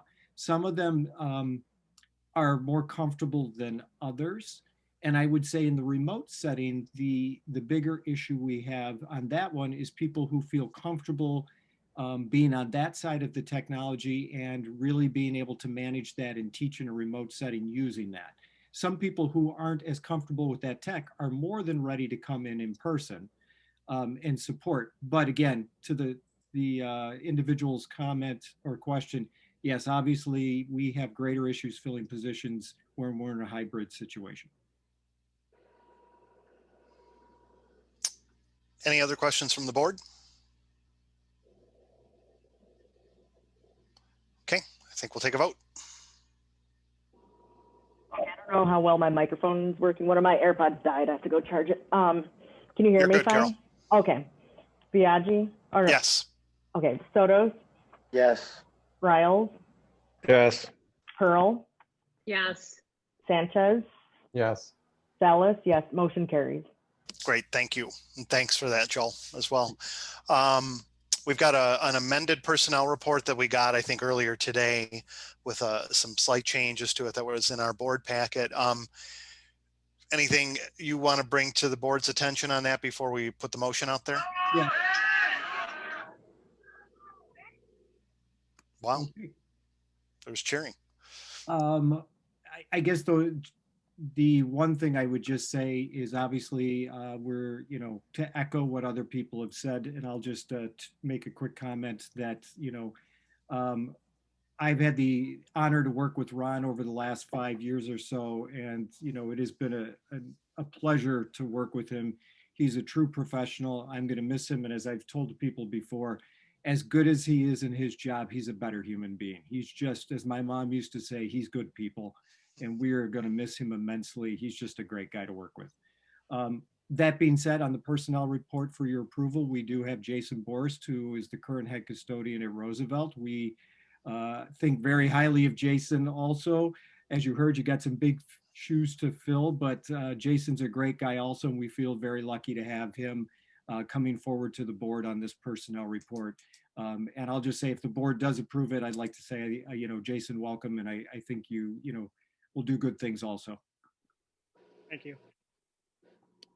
Great. All right. Well, why don't we take the motion on this, and then we'll see if there's any other comments.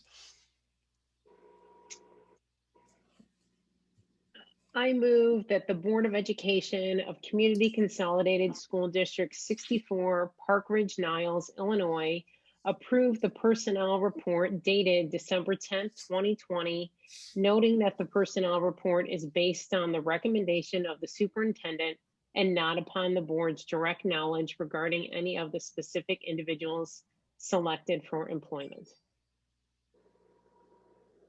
Second. Great. Denise had the motion, Fred had the second. I think there's a typo on there too, right? This whole Kolstad something or other on there. I think that's spelled wrong, right? She's shaking her head and laughing behind her hands there.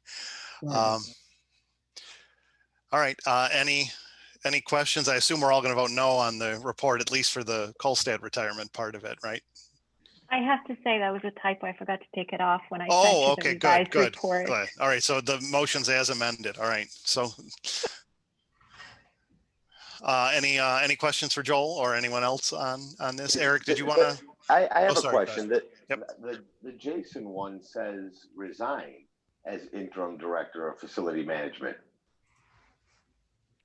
Am I reading that wrong? Reassign. Oh, my bad. I think I'm starting to need cheaters. I didn't realize I was going to need cheaters this early in life. Yeah, right. It does kind of look like resign though. Yeah. Eric, did you want to say anything? Tom, I did the same thing, and I have cheaters, so yeah, I'm not sure the cheaters are going to help you. I've been fighting it. Join they the club. work. They work, Tom. You should get them. Yeah.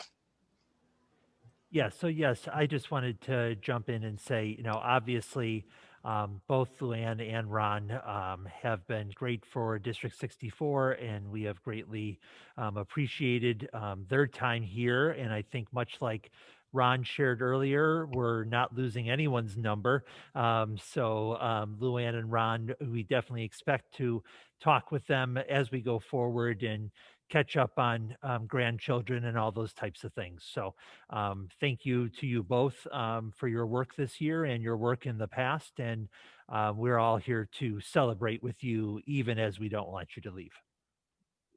Yep. Thank you. And just for the record, Luann's sticking around a little bit longer. This is Ron's last meeting tonight, but Luann's here for a little bit longer. So you don't get away that easy. Okay. If there's no other questions or comments, then we'll take a vote. Riles? Was that Riles? You broke Correct. up. Sorry. Riles, Larry Riles. Yes. Salas, yes. Sanchez? Yes. Biaggi? Yes. Pearl? Yes. Sotos? I absolutely don't want to see Luann go, but I can't hold her here at gunpoint. So yes. You could. Motion carries. Thank you. Thank you. All right. Rick, to your point, just as I say, I was going to say, I have some good things to say about Luann too, but since this was Ron's last board meeting, we'll save those till later in the year. Exactly. I didn't want to take away from the. Ron didn't give us a choice. Ron was gone. I'm still hoping that we could work on Luann. All right, we have a consent agenda up next. Is there anything, before we make the motion, is there anything that people want to peel off of what's in the consent agenda, or can we vote on as is? Okay, I'm thinking the silence is an as is, so we'll take a motion on the consent agenda then.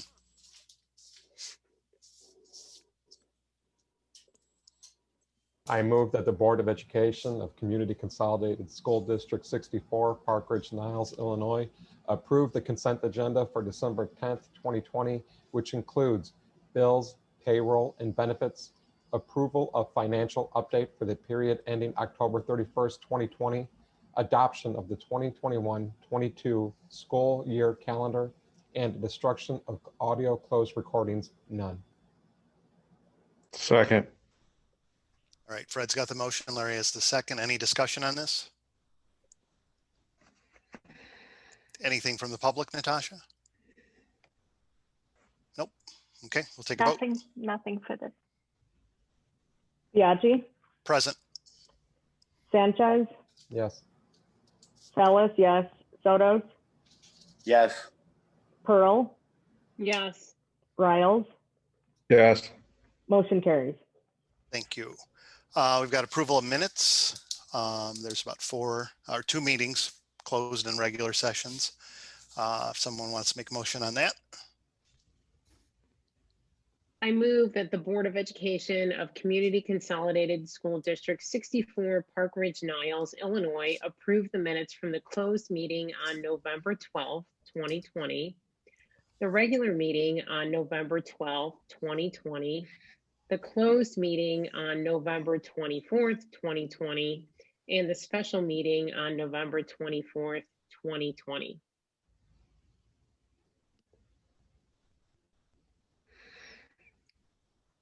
Anyone have the second? Tom's got the second. Yep. Denise had the motion. Tom has the second. Any discussion, any changes that anyone sees that need to be made to the minutes as presented? Okay. And Natasha, anything from the public? Nothing. Okay. Take a vote. Earl, Yes. Biaggi, Yes. Sotos, Yes. Sanchez, Yes. Riles, Yes. Salas, yes, motion carries. Great. Thank you. Dr. Olson, got some updates for us and information? Yes. So first, our next regular meeting is January 14th.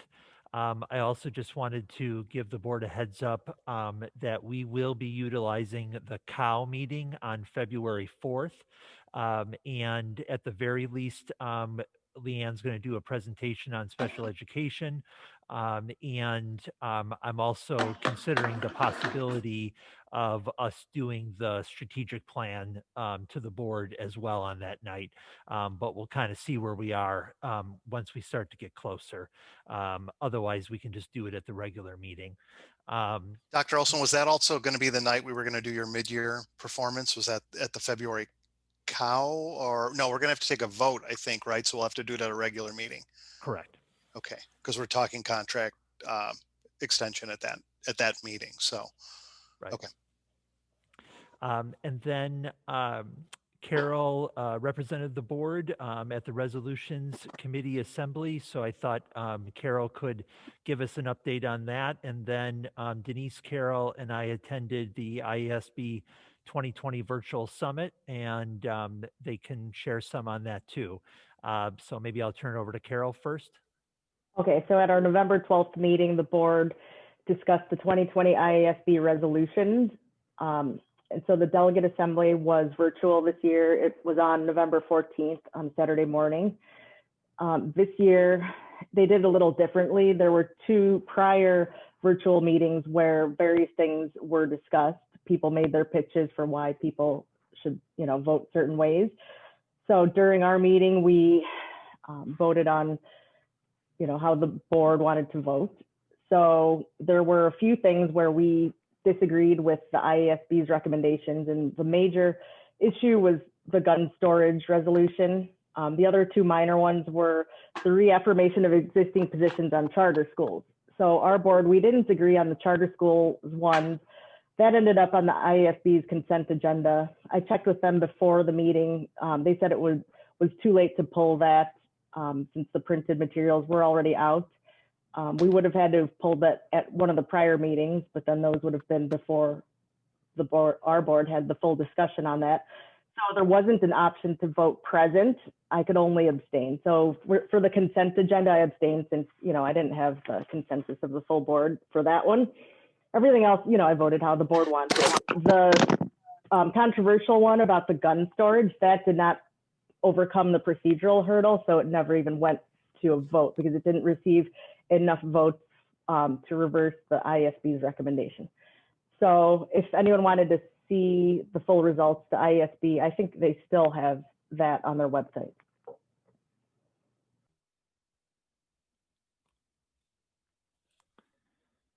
Any questions from the board, or is it okay if we switch into the summit?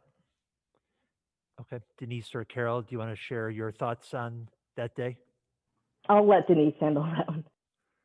Thanks, Carol. All right. So, so for the summit, I think I attended the conference on site last year. And so this year it was a few hours of an online summit, different experience, but I think IASB, I'm glad they did something for the yearly meeting.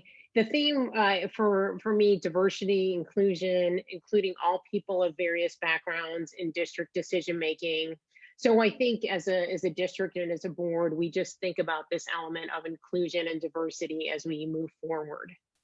The other thing for me, it was empowering, just thanking for leadership. It's a challenging time. We just went through a discussion on what's the board's role in a pandemic. And there was a networking time during lunch. And so kind of what Tony said, every board is doing things differently during the pandemic. There's not a precedent. And so it's a mixed bag. And so just taking that as it is. So that's kind of my ahas. Did you, Eric, go ahead. Yeah, I was just going to add that, normally, because this conference is so big, there are so many different options for you to go to. But because they had to make it so smaller, then what they did is there weren't as many options, and they had to make it more general at times because you're really taking people from all over the state and coming together. So I didn't find it as rich as it normally is, but it is, they do have good speakers, and it is worthwhile, especially connecting with others during this time. But I think I'd have to agree with you, Eric. The part that was that I got a lot more from last year was the networking, just side conversations and hallways at meetings, at events. And that part, they tried to do some of it in a virtual environment, but I don't think it was as successful. Yeah. So. Carol, anything else? That was the first time I attended, so I, can't compare it to prior years. I don't know if it was better or worse. It was fine, but there were some things that did not apply to us. But it was interesting to just see other board members and how they operated. I did see Denise's questions about the pandemic in the little chat room. So in the future, it's something that I think our board should continue to, be involved in and participate in. Okay, thank you. That's all I have, Rick. Great, thank you. Any new business from the board? I think we covered a lot of ground tonight. Long meeting. Okay, if there's no new business, then I'll entertain a motion to adjourn. So moved. Is there a second? Second. Great, Tom's got the motion. Denise has the second. As we have to do under the pandemic rules, we need to take a roll call vote on this. So Carol? Ellis, yes. Biaggi? Yes. Soto? Yes. Sanchez? Yes. Pearl? Yes. Riles? Yes. 10:10 p.m. The motion carries. Great. Thanks, everyone.